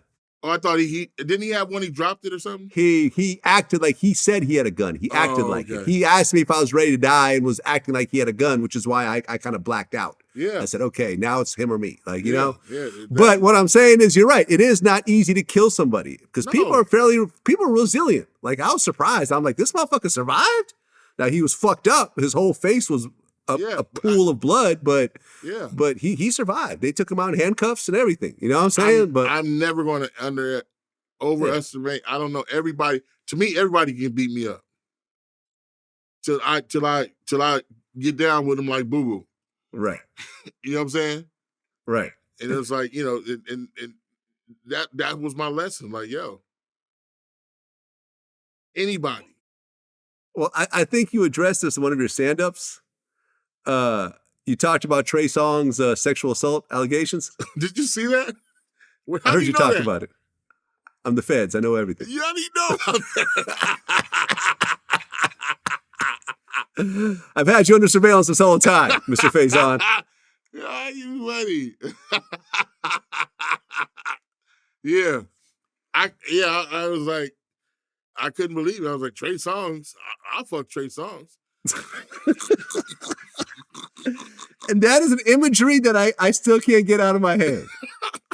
Faizon Love fucking Trey Songz. Yeah, I mean, it's like he's a deer. You know, he looks like a deer. Trey Songz is definitely a very pretty man. Like, you know what I'm saying? A deer. Like, you ever seen a deer? You ever seen a deer just out? Just, you know? That's what these niggas be looking like to me, like deers. Yeah, I mean, listen, if Trey Songz went trans, it'd be a pretty easy transition. He wouldn't have to really go too far. Like, you know, a little bit of makeup, a little bit of eyeliner, a nice wig. Yeah. And he's right there. And shit. And I was like, yeah. It's like a lot of these women like deers. Like, deer look like, oh, you like a deer. That's a deer. You don't want a man. You don't want a motherfucker going around picking up the trash, coming home with a paycheck. You know what I'm saying? Drinking a beer. Fucking you with his socks on. You don't want a fucking man. You don't want, you know what I'm saying? You want a dress-up dog. That's, yeah, Trey Songz. I was like, how can he not be getting pussy? I don't know. I mean, a lot of women have accused him. Keke Palmer, I think, accused him. I know Keke. And when I heard Keke did that, I was like, Keke said, you know, because she's a tough girl. Yeah. She's no pushover. Right. Her mama tough, she tough. She's not no. So when she said that, I was like, damn. Yeah, and it's not like Keke is clout chasing or needs to somehow get attention from saying that. And listen, I know I did one of Trey Songz's first interviews. This was before VladTV. This had to be like 2006. I got nothing bad to say about Trey. We ran into each other at the mall. He was actually with Lori Harvey at the time. That was the first time I saw Lori Harvey. She has moved way past that since then. She is Michael B. Jordan, Puffy son, like the list would be like, who hasn't she been with? Neither one of us. We're the last two. We're the last two remaining ones. I'm more like a gorilla, not a deer. I'm more like a silverback. But you know, I mean, listen, at the end of the day, I don't know, man. Me and Trey are cool, last I checked. So I don't know whether the allegations are true or not. Try to fuck him and see what happens. I thought we was cool, Trey. Trey, this ain't cool. Well, let me ask you a question. So I had Michael Blackson on here recently. Blackson, And he said, you know, he's basically saying how, you know, he's okay during the writer's strike because he's a stand-up comic, right? He's booked all over the place. He said that the most he's ever made is $150,000 over a weekend doing stand-up. I believe that. Yeah, I believe it too. And he said he's made way more money doing stand-up than acting. Fortunately for me, I made my money doing stand-up. Yeah. Acting's not, nothing has given me a bigger paycheck than stand-up. Right. Nothing at all. No movie, no TV show has ever given me a paycheck bigger than I've got from stand-up comedy. What was your biggest check for doing stand-up? One show. It'll be more like a weekend or like it'll be like a weekend. I mean, most of my stuff is a weekend. Okay, so your biggest weekend check? $150,000. Woo! That's what I'm talking about. 150 for 154 to be honest. For a series of shows, basically. Series of shows over a weekend. Okay, that's what's up. Ain't no movie. Nobody ever give me that kind of, no one day's work. At least not no one weekend's work. I mean, I've done, did a whole movie. Even with that, I'm not even sure what it paid me. But like to go and work a weekend, that was probably my biggest check. I believe that too. Would you say the same thing about your own career? I don't make any money, Vlad. I don't make any money. I mean, ever. So Elf, that was just to do the movie for free. I don't know how much it was. It was so long ago, and John, just to work with John again, and they pay black actors with the crafts and service. You know the crafts and service. Yes. Our budget comes from crafts and service. From the food. Like if they don't buy any tacos this week, you don't get paid. Yeah, right. If they don't, just say, Faizon, we bought some lobster. Okay, but seriously though, if you look at your career, have you done better with stand-up or acting? I don't know how to answer that, Vlad.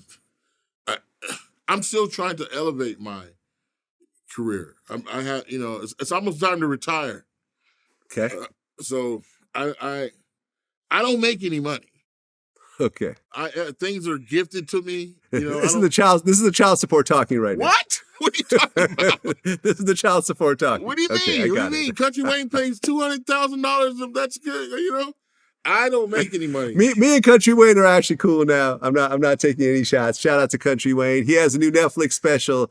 And you know something? I heard him say the $200,000 on child support, and I don't think he meant he actually has to pay $200,000. I think that he actually gives his kids a lot of money and puts them in his skits and stuff like that. Yeah. Anyway, shout out to Country Wayne, man. Shout out to Country Wayne. I'm not bashing special? Country Wayne. I have not yet, but I saw this on Netflix. You watched it?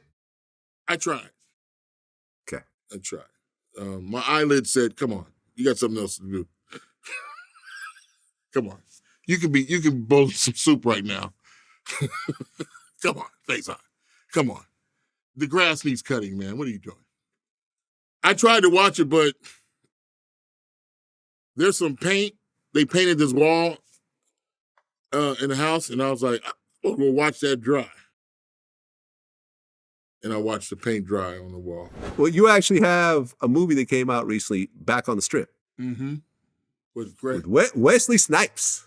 With the great Wesley Snipes. How is it acting alongside Wesley? Man, I'm gonna tell you, he's so good. You don't know I thought, I'm thinking you're conscious of yourself. Mm-hmm. So I had to go like, okay, let me hold the fuck out. I think I'm actually good with this. So I'm like, I was like, give me a minute. Because he's so good and he's so encouraging. Because a lot of times, the more comfortable you are acting, the more things you can try. I'm gonna try this. But when you're rigid like this, hello, Wesley, what are we doing today? And it's like, come on. But he makes you feel like, come on, man, you're supposed to be here. You're supposed to be here. Do you know what Wesley's first professional acting gig was? Yes, I do. He was dancing in not Beat It, but Beat It. You're close. Nope. Bad. Close. Bad. There you go. Bad. He was dancing. There you dancing go. Bad. And I remember I was watching the making of the Bad music video. Mark Scorsese. Oh yeah, Scorsese did it. Yeah, I think you're right. Yeah. And they were talking about how they were having auditions for the Wesley's character. Yeah. And they said Wesley came in and everyone was like, okay, we're done. That's it. That's it. Nope, no more auditions. This is the guy. And that was his first role. That's how he hit Hollywood, essentially. Wesley is doing a music video with the biggest music star of all time, Michael Jackson. He's a bad motherfucker. He's a bad motherfucker, pun intended. No, literally, he was like, listen. I mean, I can't even forget Blade. Right. Have you ever seen him in what's the baseball movie? Oh, he was Billy Mays Hayes or something like. What was it? Yes. Hold on. Willie Mays Hayes. Willie Mays Hayes. Right? Major. I mean, these guys are extraordinary actors. Major League. Major League. Major League. You know who's in Major League? Major people. Charlie Sheen. Yes. Tom Berenger. Yes. Yeah. Rene Russo. Yes. Right. Imagine if Wesley never went to prison, which I think derailed his career, because he was, I felt like solid A level, and then he went to prison. Solid? And he came out. He created Marvel pictures. It was the first Marvel superhero film. But it was like Demolition Man. He had been playing kind of like major. He was the first, not the first black hero, but he was a legitimate black action star. Yeah. Spawn came out, I think, before Blade, but Blade was a bigger budget affair, and it was a better film, and it was a series Not of even multiple Blade. films. I'm talking about Passenger 57. Mm-hmm. Wesley been kicking ass for a long time. Yes. He has so many. The one him and Denzel did with Spike Lee. Jungle Fever? Supreme. It was called Supreme. No. Mo Better Blues. Mo Better Blues. Mo Better Blues. New Jack City. Come on. White Men Can't Jump. Yeah. The original, not the remake was kind of weak. The remake was kind of weak. I'd rather just watch, burn some trash and wipe it in my ass and fuck Trey Songz.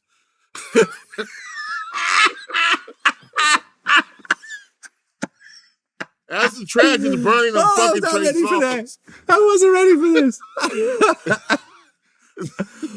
No, but think about it. If he didn't go to prison, I think that he would still be, he'd be probably doing Marvel films right now. Well, he started Marvel films. Well, I'm saying, but then he stopped. Well, I think the seed as he created, you got that first time see that Marvel shit came from his shit. Yeah, I know. Because Marvel was worth $6. Yeah, it wasn't worth shit. $6. $6. And he came up with that. Right. So I don't think he has to do anything. I think they should relax. He should be doing some other, you can tell when he's acting, he's trying all kind of different. He's like, okay, what haven't I done? Right. He did Coming to America too. He had a good role killed in that. it. Now, have you ever seen somebody upstage Eddie Murphy? Yeah, pretty much. Yeah. I've never seen that in the history of Eddie Murphy. He just broke that shit down. Like, Okay, well, here's the argument I've had, debate that I've had with other guests. Who is the more talented person? Eddie Murphy or Jamie Foxx? Not an easy one. It is. Listen. Overall. Jamie is extremely, extremely talented. He can sing. Mm-hmm. Eddie Murphy is a force. He's a force. Mm-hmm. Not saying that Jamie's not a force, but he's not. It's different between Darth Vader and Luke Skywalker. Okay. So Eddie would be Darth Vader, and Jamie would be Luke Skywalker. Okay. Well, Luke Skywalker beat Darth Vader at the end. No, he didn't. No, you better see that movie. He did. Nope. I'm a Star Wars. They joined forces, but basically, like Darth Vader. Remember, he was defeated. And the Emperor was telling Luke to finish him off. He had to die so Luke can live. Exactly, but I'm saying Luke had beaten him in that lightsaber fight. No, and he was Darth Vader ready like to this. Finish him off. You got it, kid. Remember, he cut off his hand. And he looked at his own. Am hand I right? Darth Vader, he died. He sacrificed himself so his son can. He been ruling for so long. Right. That's how Eddie walks around the house. Does anyone want chips? Faizon. Look, Jamie's the better singer, and Jamie has an Oscar and could do dramatic roles probably better. But on the comedy side, no one is touching Eddie. The Oscar's cute, but Monique has an Oscar. Okay, so Monique had a very strong performance. Yes. Eddie in Murphy, Precious. his career is like You know, Jamie Foxx has a great career. You know, he has a great career. I've known Jamie. Listen, Jamie is incredible, but Eddie Murphy is a force. Like Jamie is Eddie coming up in the 80s. You see what I'm saying? Mm-hmm. Eddie is, you know what I'm saying? Eddie is, every comedy special you see is somebody doing Eddie Murphy. Yeah, I agree. Delirious or Raw. Yeah, everyone's trying to emulate that. They're trying to be sexy. They walking out. Hello. It's like, but, so that's why Eddie Murphy is a force and will fuck you up. You know, he loves talking shit. Well, Loves I remember, talking shit. Right. You know something is interesting? T.K. Kirkland, I think in one of our interviews, he said something interesting about, he said Eddie Murphy is the only superstar comic. Girls don't want to fuck Kevin Hart. Let me tell you, I've been around long enough to tell every comic in the world, the only superstar ever to touch the mic and the screen was Eddie Murphy. And let me say to what I mean by that. Superstar, yeah. There's great comedians. Right. Kevin Hart's obviously had a good movie career, but I wouldn't put him in the superstar status of Eddie Murphy. Eddie Murphy is a motherfucking superstar. Yes. And I hung with them, and I seen the effect. No disrespect when I say this, nobody wants to fuck Chris Rock. Nobody wants to fuck Kevin Hart. No one wants to fuck these other comics. Kevin Hart gets pussy. Eddie Murphy is definitely a superstar comic, but definitely Kevin. Why you fucking? I'm not saying Kevin don't get no pussy. I'm not saying but he's married. Whatever. Kevin. You saw what happened last time. Kevin Hart got some pussy. Didn't work out. Kevin is just he is a nice. He's just a little guy. People pick on him. Stop. That's Kevin Hart right there. Kevin. He's because everybody can put.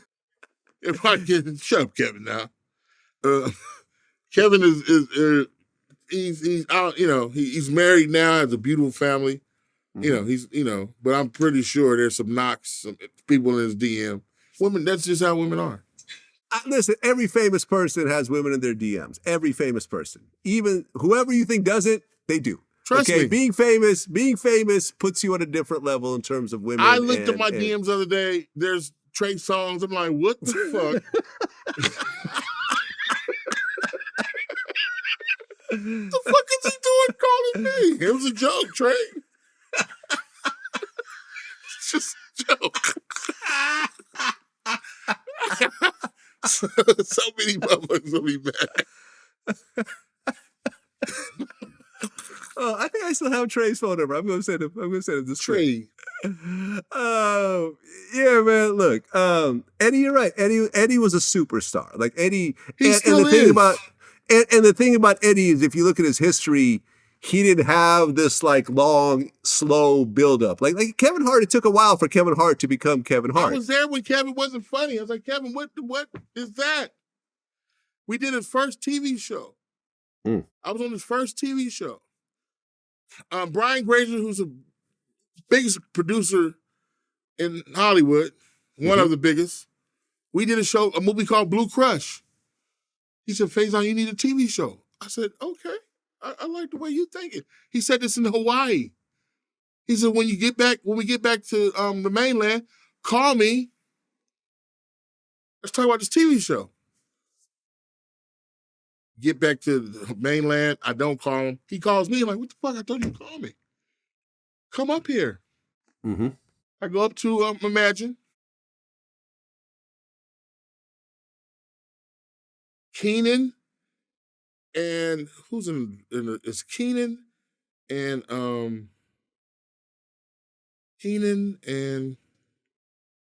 who the fuck was in it? I think it's Marlon and they're in the waiting room. I walk in, Faizon.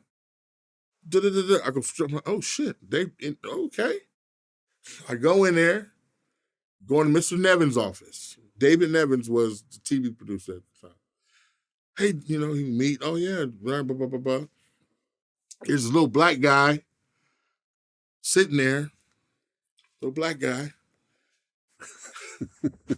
He goes, you want some water? You want some chips? I said, oh yeah, can I get a Coke? He goes, get me a Coke, and he sits down. I'm like, what the fuck are you doing? I guess it's his assistant. Huh. Nevins comes back in, Brian Graders, oh, you met Kevin. Who the fuck is Kevin? This is the show. They pitch me the show, and my dick just goes limp. I thought this was going to be my motherfucking show. What the fuck is this?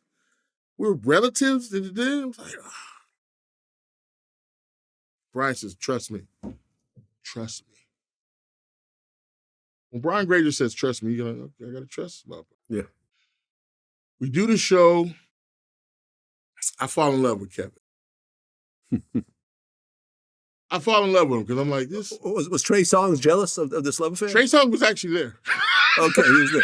All right, got it. I came in my dressing room. He's laying down. I'm like, hey, why are you laying in my, what the fuck? No, him and Kevin Hart are actually friends. Okay. So I fall in love with Kevin because I'm like, he's such a diplomatical guy. He's such a, he doesn't want, he's married at the time.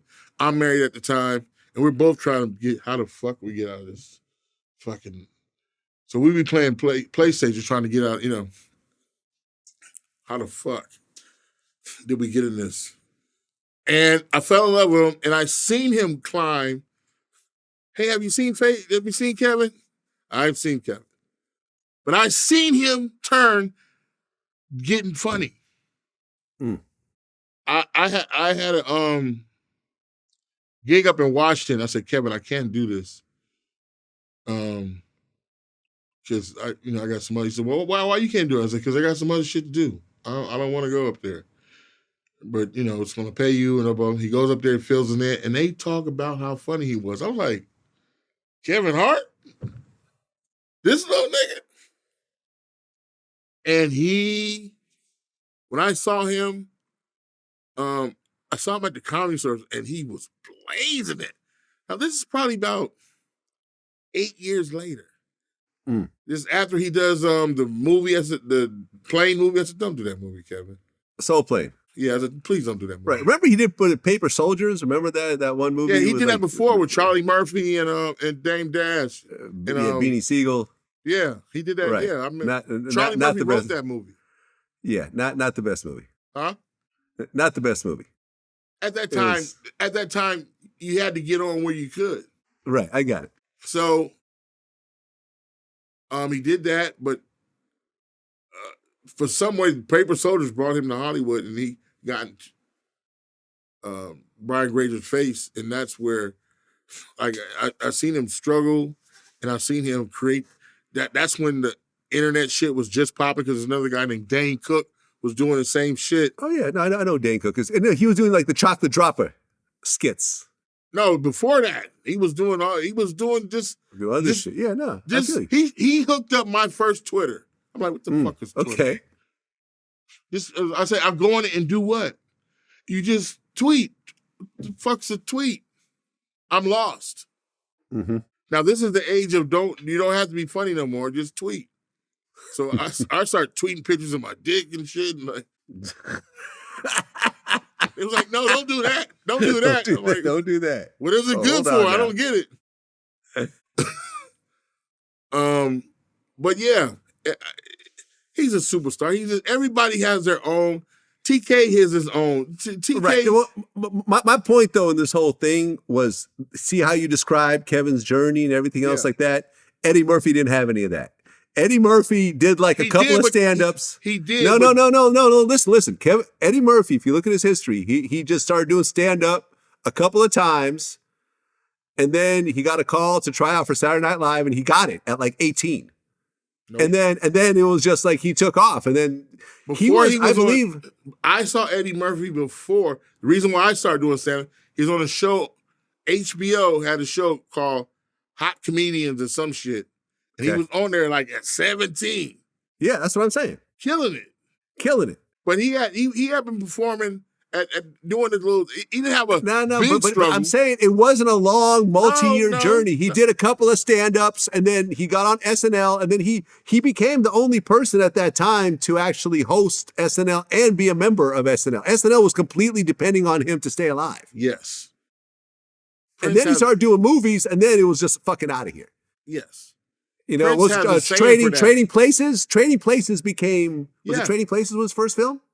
Trading Places was, yes. And that became a huge smash. Yes. Right out the gate. Yes. And he was the co-star. Yes. Yes. But Prince With has Dan a saying Aykroyd. for that. Prince saying is, I believe it's, everybody say nothing comes too easy, but when you got it, baby, nothing comes too hard. Yeah. And Eddie Murphy is a goddamn force. He got it. Yeah, he got it. Well, let me ask you a question. Ice Cube recently said that Mike Epps is funnier than Chris Tucker. I think that's a grudge statement. Ice Cube was getting old too. Hold on. You know something? I brought this up when I interviewed Michael Blackson. Mm-hmm. I actually have the script for the next Friday movie. What do you mean? I have it. I wrote it. You want to hear it? I'll lay it out for you. Let me hear it. It's called The Friday Before I Die. That's everyone from the Friday, is going to be filmed after everyone dies from all the Friday movies. And Ice Cube was the only last living person. And the movie starts off on a Thursday, and the next day is Friday, and he dies. The end. No. That's how the final Friday movie will happen. No. He's almost there. He's almost there. Most of the people, there's a lot of people on Friday that are no longer around. Yeah. Zeus, Tiny, the father. You want some 2 Old Man? No. Bernie Mac. You talking about Red. Yeah. Yeah. Right. Who else? Who else? Michael Clark Duncan was in Friday. Michael Clark Duncan had a role in it. He died. What do you call it? The crackhead Ezel. Yep. Right. Yeah. He died. Tons of people, man. Yesterday. I hear what you're saying, but maybe that's, I don't know why he said that. John Witherspoon. Yes.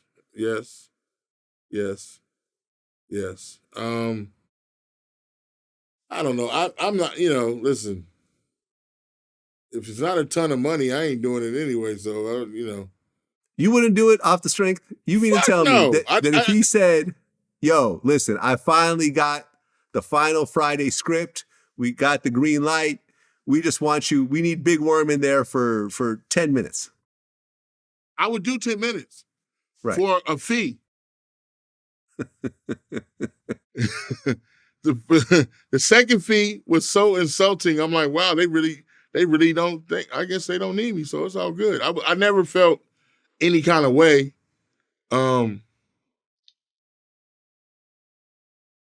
But he's wrong about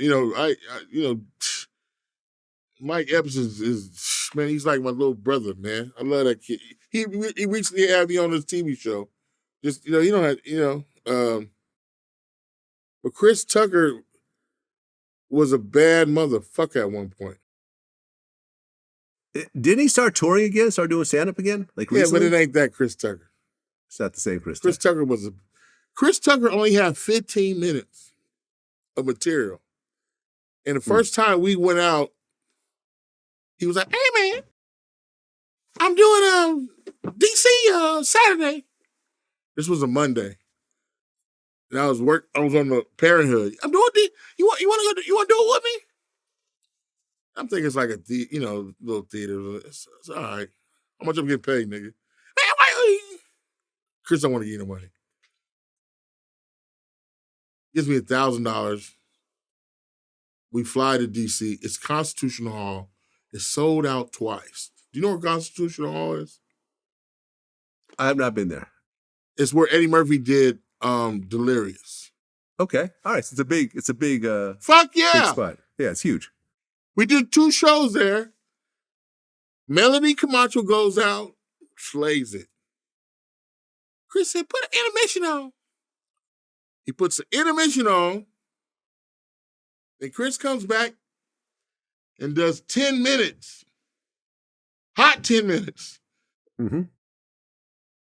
Go to intermission. I close out the show. I'm like, bitch.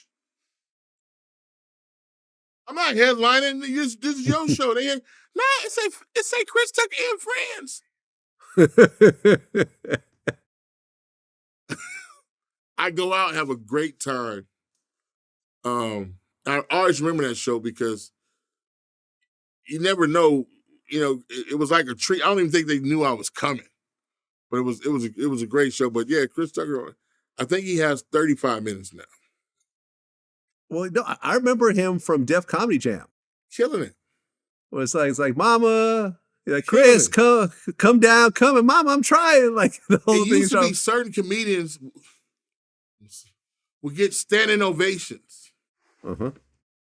Ricky Harris, Louis Dix, Mark Curry, Chris Tucker, myself, Bernie Mac.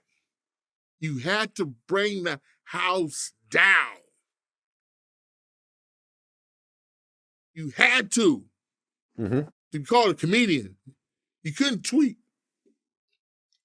These motherfuckers had to be.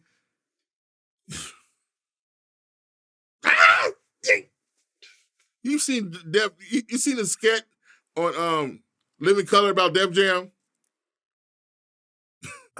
Which one? Oh, they just Def Jam and they come out and they just everybody. It was literally like that. I mean, that was Def Jam, but then you had the Apollo. Mm-hmm. I remember doing Apollo,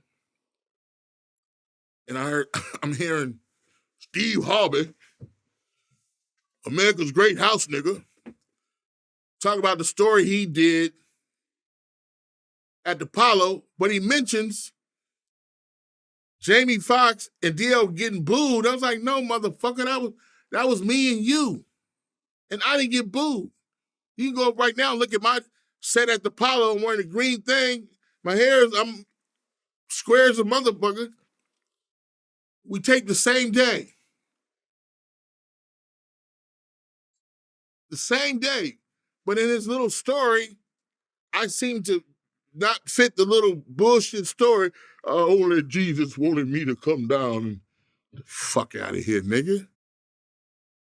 You don't like Steve Harvey? I did back then. Okay. I did. He was the first person at the Apollo.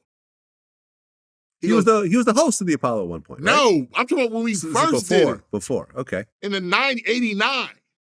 Okay, yeah. He tells a story now about I was doing the Apollo and I had $15 and I went there and I had some chicken but he leaves out. It was one bad motherfucker who didn't get booed. I only remember Jamie being there because I know I would remember Jamie and DL. Let's say taped earlier that day, like 1 o'clock. I taped around 6. I taped first and then Steve taped after me. Great set. My shit's online. But I'm like, how you gonna conveniently leave me out this story? But I guess it's when I tell stories, I can just leave. Oh yeah, I tell a story about me and Chris going to Constitution Hall and go, well, you know, it was me and another comedian. Huh? The fuck is wrong with you, man? So I was like, these. So when these, they have they're angling shit from there, to look good for the truth is always gonna look good. It might not be sexy, and it might not nothing you can tell in church. What? Motherfucker, tell the truth, bitch.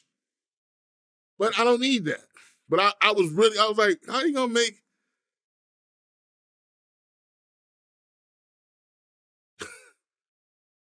Yeah. That time was very substantial to me because I had to ask the court, convince the court that I was a comedian. Because you're on probation? Yes. And the judge says, you know what?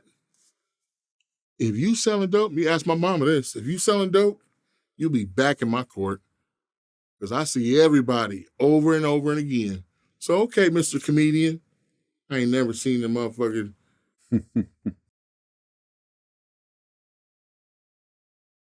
Well, we spoke about Kevin Hart. He actually has the Comic View reboot on BET, right? Yeah. And T.I. actually made an appearance doing stand-up. How would you rate T.I. as a stand-up comedian? How would you rate me as a rapper? I said, get down, nigga, fuck you niggas. Fuck, I sold cocaine and I shot a nigga 5 times. Shot a nigga 5 times. How was that? I choked cocaine, then I fucked Trey Songz, then I...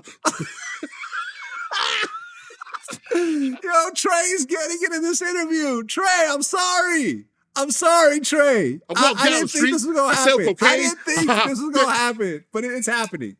We're here. Listen, we got to deal with it. He's an artist. I do respect that. He's an artist. T.I. Huh? T.I. is an artist. artist. He's an artist. I love Okay. T.I. Yeah. But I can't call him a comedian. So if I just start switching on these goddamn lights back here and start rapping, am I a rapper? Well, to be fair, Okay. I think Shaq is a pretty good rapper. Shaq really raps. He had a hit. Yeah. He had 2 platinum albums, actually. Yeah, he's a rapper. Right, but really, that's not where his real skill set is. It was playing basketball. Obviously, listen, I was bumping that song. I like playing on the east side, but I like playing on the west side. That was DJ Quik. I think DJ Quik produced that. It was bumping. Yeah. But Shaq is, he got one now with these essays that's bumping. No, he still. I mean, we text each other. But I never seen Shaq stop playing basketball. Hey, Shaq, you gonna go to the championship? Nah, nigga, I'm in the studio. I like playing on the east side, but I'm playing in the west. You better play on that goddamn court. Shut the fuck up. He actually got a movie out called Houdini or whatever the fuck it is. Oh yeah, he played Aladdin. Was it the genie or something? Or that was awful. So, yeah. I mean, I can't. I'm not gonna say. I know a lot of comedians. Kazam was the movie. There we go. Kazam. Oh man, movie. One of the worst movies ever. Yes. Do you think? In all honesty, Samuel Jackson could play Kazam better than Shaq? Hold on now. That I don't think so. Denzel as Kazam.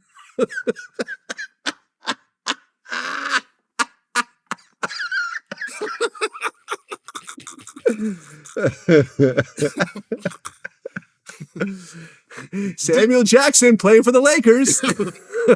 See? He is tall. He's like 6'2". Yeah. But I said, throw me the ball, motherfucker.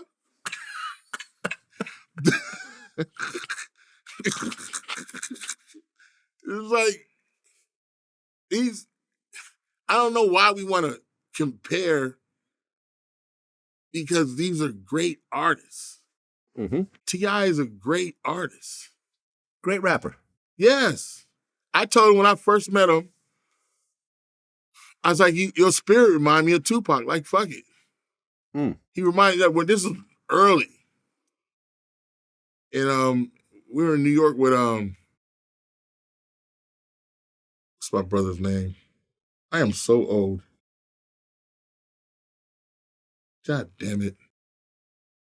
Anyway, I know they're going, but yeah, he's a great artist. A comedian, to just say that anyone can do what we do is fucking retarded. Besides Eddie Murphy, Okay. have you ever seen a stand-up comedian hit the ground running, where after like a few shows, they're just a natural at it? What do you mean, doing stand-up? Doing stand-up. It takes time. Okay. It takes time. I mean, like I say, Prince said, everybody say nothing comes easy. But when you got it, nothing comes hard. Yeah. So I'ma tell you is there who got it from your point of view? Like who was just like, God damn, like Jamie Foxx. Okay. I seen Jamie Foxx do a joke about the AIDS and his heartbeat. how people fucking their heartbeat. Just brilliant shit. I mean, there's a lot of people who got it. Mark Curry, Robin Harris. Yeah. Believe it or not, Charlie Murphy was, fucking brilliant. Fucking brilliant. I mean, well, Charlie Murphy, I mean, you could say like, and people are going to be like, no, but you could say that Charlie Murphy is the reason why the Chappelle Show is considered a legendary show. If you take Charlie Murphy out of the Chappelle Show, hater. You're a hater, right? When I say it, I'm a hater. But I'm gonna say it. Take out the Rick James skit and the Prince skit out of the Chappelle Show catalog. Yes. And see if it actually has the level of status that people consider it to have. And I would say absolutely not. No. Those were the two standout pieces of that series. Yeah. And both of those were based on Charlie Murphy. Yeah. And Rusty Cundiff and Dave were smart enough to do it. Yeah. I give them that. I did. Did you know this? I don't know if I mentioned this to you before. Because me and Charlie Murphy were kind of cool, like, before he passed. I actually did an interview with him, which I can't find. Wow. I remember I met him at like some diner in Jersey and we just filmed it right there. But I remember talking to him about this. I don't know if this is common knowledge or not, but I said, did you know that the Prince and the Rick James skits were going to do what they did? He goes, yes. He goes, because before we released them, we went to Eddie Murphy's house and we played it for Eddie. And Eddie looked at it and he said, brilliant. And they looked at each other and go, okay, we got something. And here's the kicker. Eddie Murphy had agreed to do a Charlie Murphy True Hollywood Stories episode on the next season. But then James Chappelle took off. Yeah. But that was confirmed. Eddie Murphy was going to be a guest on the Chappelle Show doing Charlie Murphy's True Hollywood Stories. Yeah. You understand, me and Charlie spend countless hours on the phone. It's like talking shit. Mm-hmm. And he loved his brother. Love his brother. Yeah. So, they boxers, right? I can see that. No. They're boxers. All three of them. Vernon, Charlie, and Eddie are boxers. And Charlie was in the garage.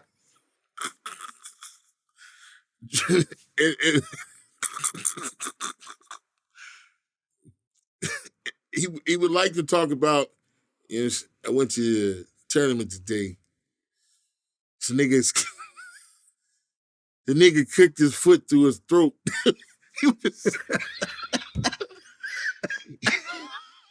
No, I remember me and Charlie. I remember Charlie invited me to go see a stand-up in New York, right? And I remember sitting there front row, and he was like, and this was kind of off the heels of the Chappelle Show. This was after like the second season, after the second season was done, the third season never happened.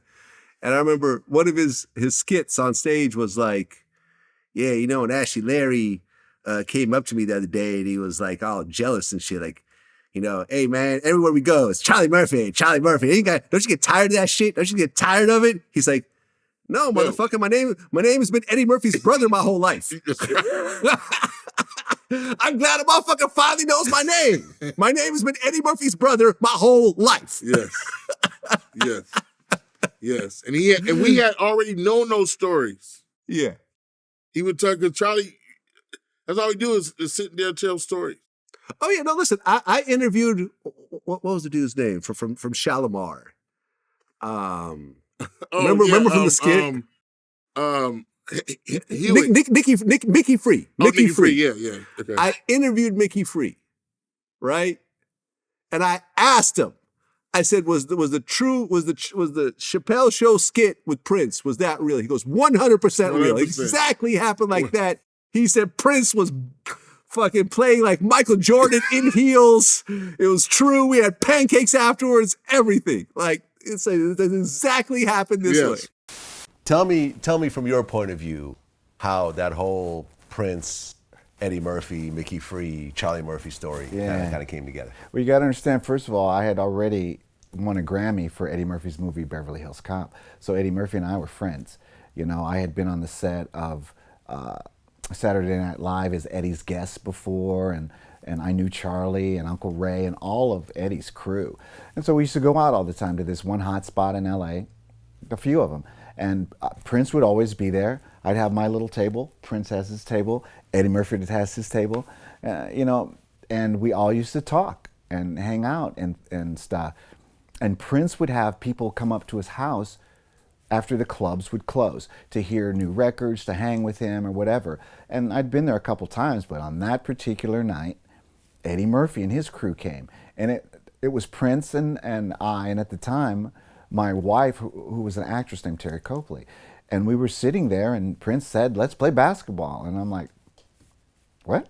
And Prince's brother was with us, who was a huge, tall guy, basketball player. So we went out in Beverly Hills to the court, Eddie Murphy, Charlie Murphy, and Uncle Ray, me and Prince's brother, and those were the teams.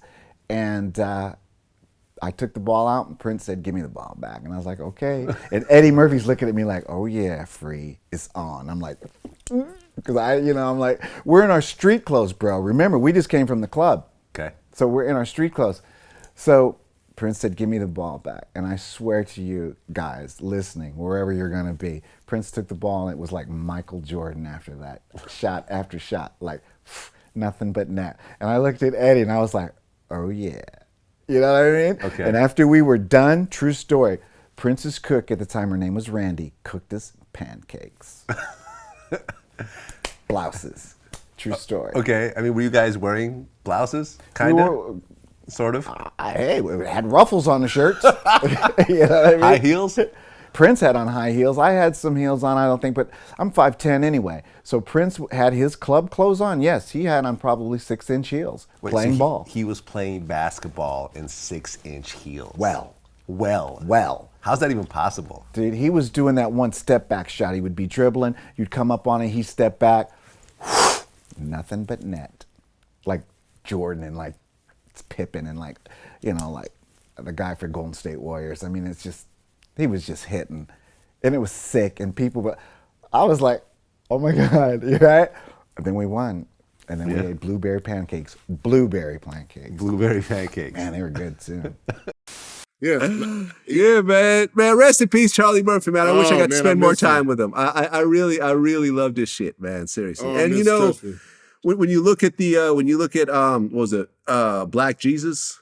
Yeah. The last season, you could tell he was sick. He was very kind of gaunt, and skinny, but so he probably knew for a long time that this was coming, but he was fighting it. He had cancer, right? Yeah, he was fighting it, and he wouldn't let me come to the house because I was there the last in New York. I said, "Charlie, I'm here. I'm gonna come see you." He's like, "Nah, Faze. Something about the yogurt. He was eating yogurt. I'm eating this yogurt, man." Refrigerator filled with yogurt. You can't interrupt me while I'm eating this yogurt. He said, I got a refrigerator filled with yogurt, man. It's like, yogurt? Yeah. It's helping me, man. I said, okay, man. And the next day, it was 2 days later, I think, I got on the plane, and they told me. I was like, I almost missed the plane because I just stood there. It was just stunned, like, the fuck? Yeah, and I called Rich Murphy, and he's like, yeah, it's true. But Yeah. yeah, man, Dynamite, that's my guy. Yeah. My guy. Well, I just want to end it with this before I let you go. I got a call from a mutual friend of ours that was concerned about your weight and about you moving around. And I then called you because you're my man. Yeah. And I'm like, hey, and you're like, yeah, you're right. I have been getting kind of heavy and I haven't been able to move around the way I could. Absolutely. Can I say who it is? Yeah. It was Michael Jai White. Yeah. Right. Yeah. So Michael Jai White, you guys were at the same like movie, I think, opening or premiere, and he was like, yo, man, you should call your man up because he's not moving around, it seems. And I'm like, hell yeah. So I called you up and I'm like, yo, man. And you were like, yeah, you're right. I've been getting heavier. So I suggested that you possibly get on Ozempic. I tried it for a couple months and I did lose a lot of weight off of it. I stopped using it. Have you lost weight? Have you gotten on it? Have you done something to work on your weight? You know what it is, Vlad? I had COVID early. Okay. And then what they call it is long COVIDs. Long COVID. Okay. And it affects breathing. It's like, and that's all they keep telling me is like, because I'm like, and if I lay off the cigars, it helps. But I think I am gonna. I got a call from 5 different people last week. I don't know. Do you know Matthew McDaniels? Matthew. No. You gotta know Matthew. He's been documenting Black LA since the riots. Okay. All that stuff you hear in Dr. Dre. Mm-hmm. All that's if I gotta die for this African, I'm a dead motherfucker. Yeah. I'm the Chronic. That's all. He was there. That was off the day the took over. Yeah. That song. Yeah. Notice how I jumped over that one word. You jumped. Just jumped right over it. A little bunny hop. Bunny hopped over it. That was his tape. He went down. I was supposed to meet him at the Parker Center. And I was like, nah, man, I'm going back then they had a stereo place called a Federated Group. I said, it's a Federated Group on Sunset and La Brea. I'm about to get in there. So I went there and he went down to the Parker Center and he has tapes, the history of hip hop in his collection. Oh yeah, I know. I mean, he did the Eazy-E documentary. He did the Kids Stay in Hip Hop. Like he's done a lot of stuff. He's got anything. He's got me when I'm saying and getting out of he's I guess Dre's song and Dre's like, you gotta lose some fucking weight. And so both of us, he's working. Dre's a machine with this shit. Like so, he's doing it. I think we're gonna start working out together. But yes, I am. I'm gonna try to lose weight, see what that happens with I don't think it's gonna help that shit. Losing weight will help overall in your overall. Listen, I lost 30 pounds. I've kept it off. I lost it at the beginning of COVID. Me and you were talking about this. I was telling you like how I was counting calories and everything else like that. But listen, man, you have a lot of people that care about you, me included. You know what I'm saying? You have a daughter. You have a lot of fans. We all want to keep you around. We all want you here. We want you to get old into your 60s, 70s, and 80s. You know what I'm saying? And when I got that call from Michael, I immediately said, okay, can I say that I got it from you? He said, go ahead. Cool. I called you right away. And I'm like, listen, man, like here's how I lost weight. Granted, you and I are not the same size, but I lost a significant amount of weight. Here's how I did it. Here's the various ways I did it. This is why I'm just checking in with you to make sure that you cool and you possibly starting on it. If not now, then hopefully soon. Because I care. Because I honestly care. It's obvious. Listen, when you called me, I was like, no, he's absolutely right. Yeah. But we were walking up a steep. We walked up a hill like this. Right. Okay. He works out. Right. But you also told me that when you took your daughter to Disneyland, you had to get on one of them carts. Yeah. And that's my goal. No, you heard that in my fucking stand-up, motherfucker. No, you told me over the phone. Oh yeah. Yeah, you told me over the phone. Have you ever been to Disneyland? Yes. It's as big as Mexico. Big.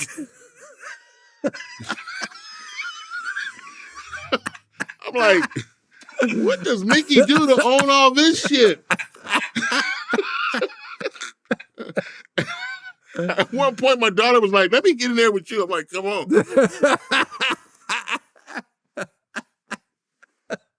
But I'm taking her this May, and my goal is to walk around. So that's my whole thing now. Love it. I want to see that, man. I want to see it. It's going to take more discipline. Yes. But people think I'm around eating oxtails all day and picking my toes. Shit, I eat oxtails, man. I love oxtails. Listen. That's my Jamaican go-to dish. Listen. How many times we ate today? One time. And what time is it? It's 7 o'clock. Think about that. There you go. And now I'm about to go have some oxtails. No, but I appreciate that. That's actually... Of course, man. I appreciate it, yeah. Of course. I'm going to keep checking in with you to see how you're doing. This is why I'm going to put it in the video so it's out there as well. So other people could call, people that know you, could see this and they could, offer next some time, words so of when they see me encouragement. next time, they're going to be like, he's been fucking Trey Songz. That's how he lost all that weight.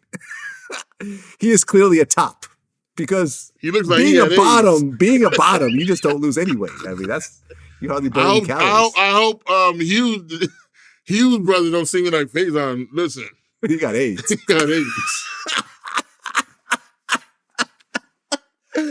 That's what it is. Faizon Love, man. Always a pleasure. Until next time. Peace.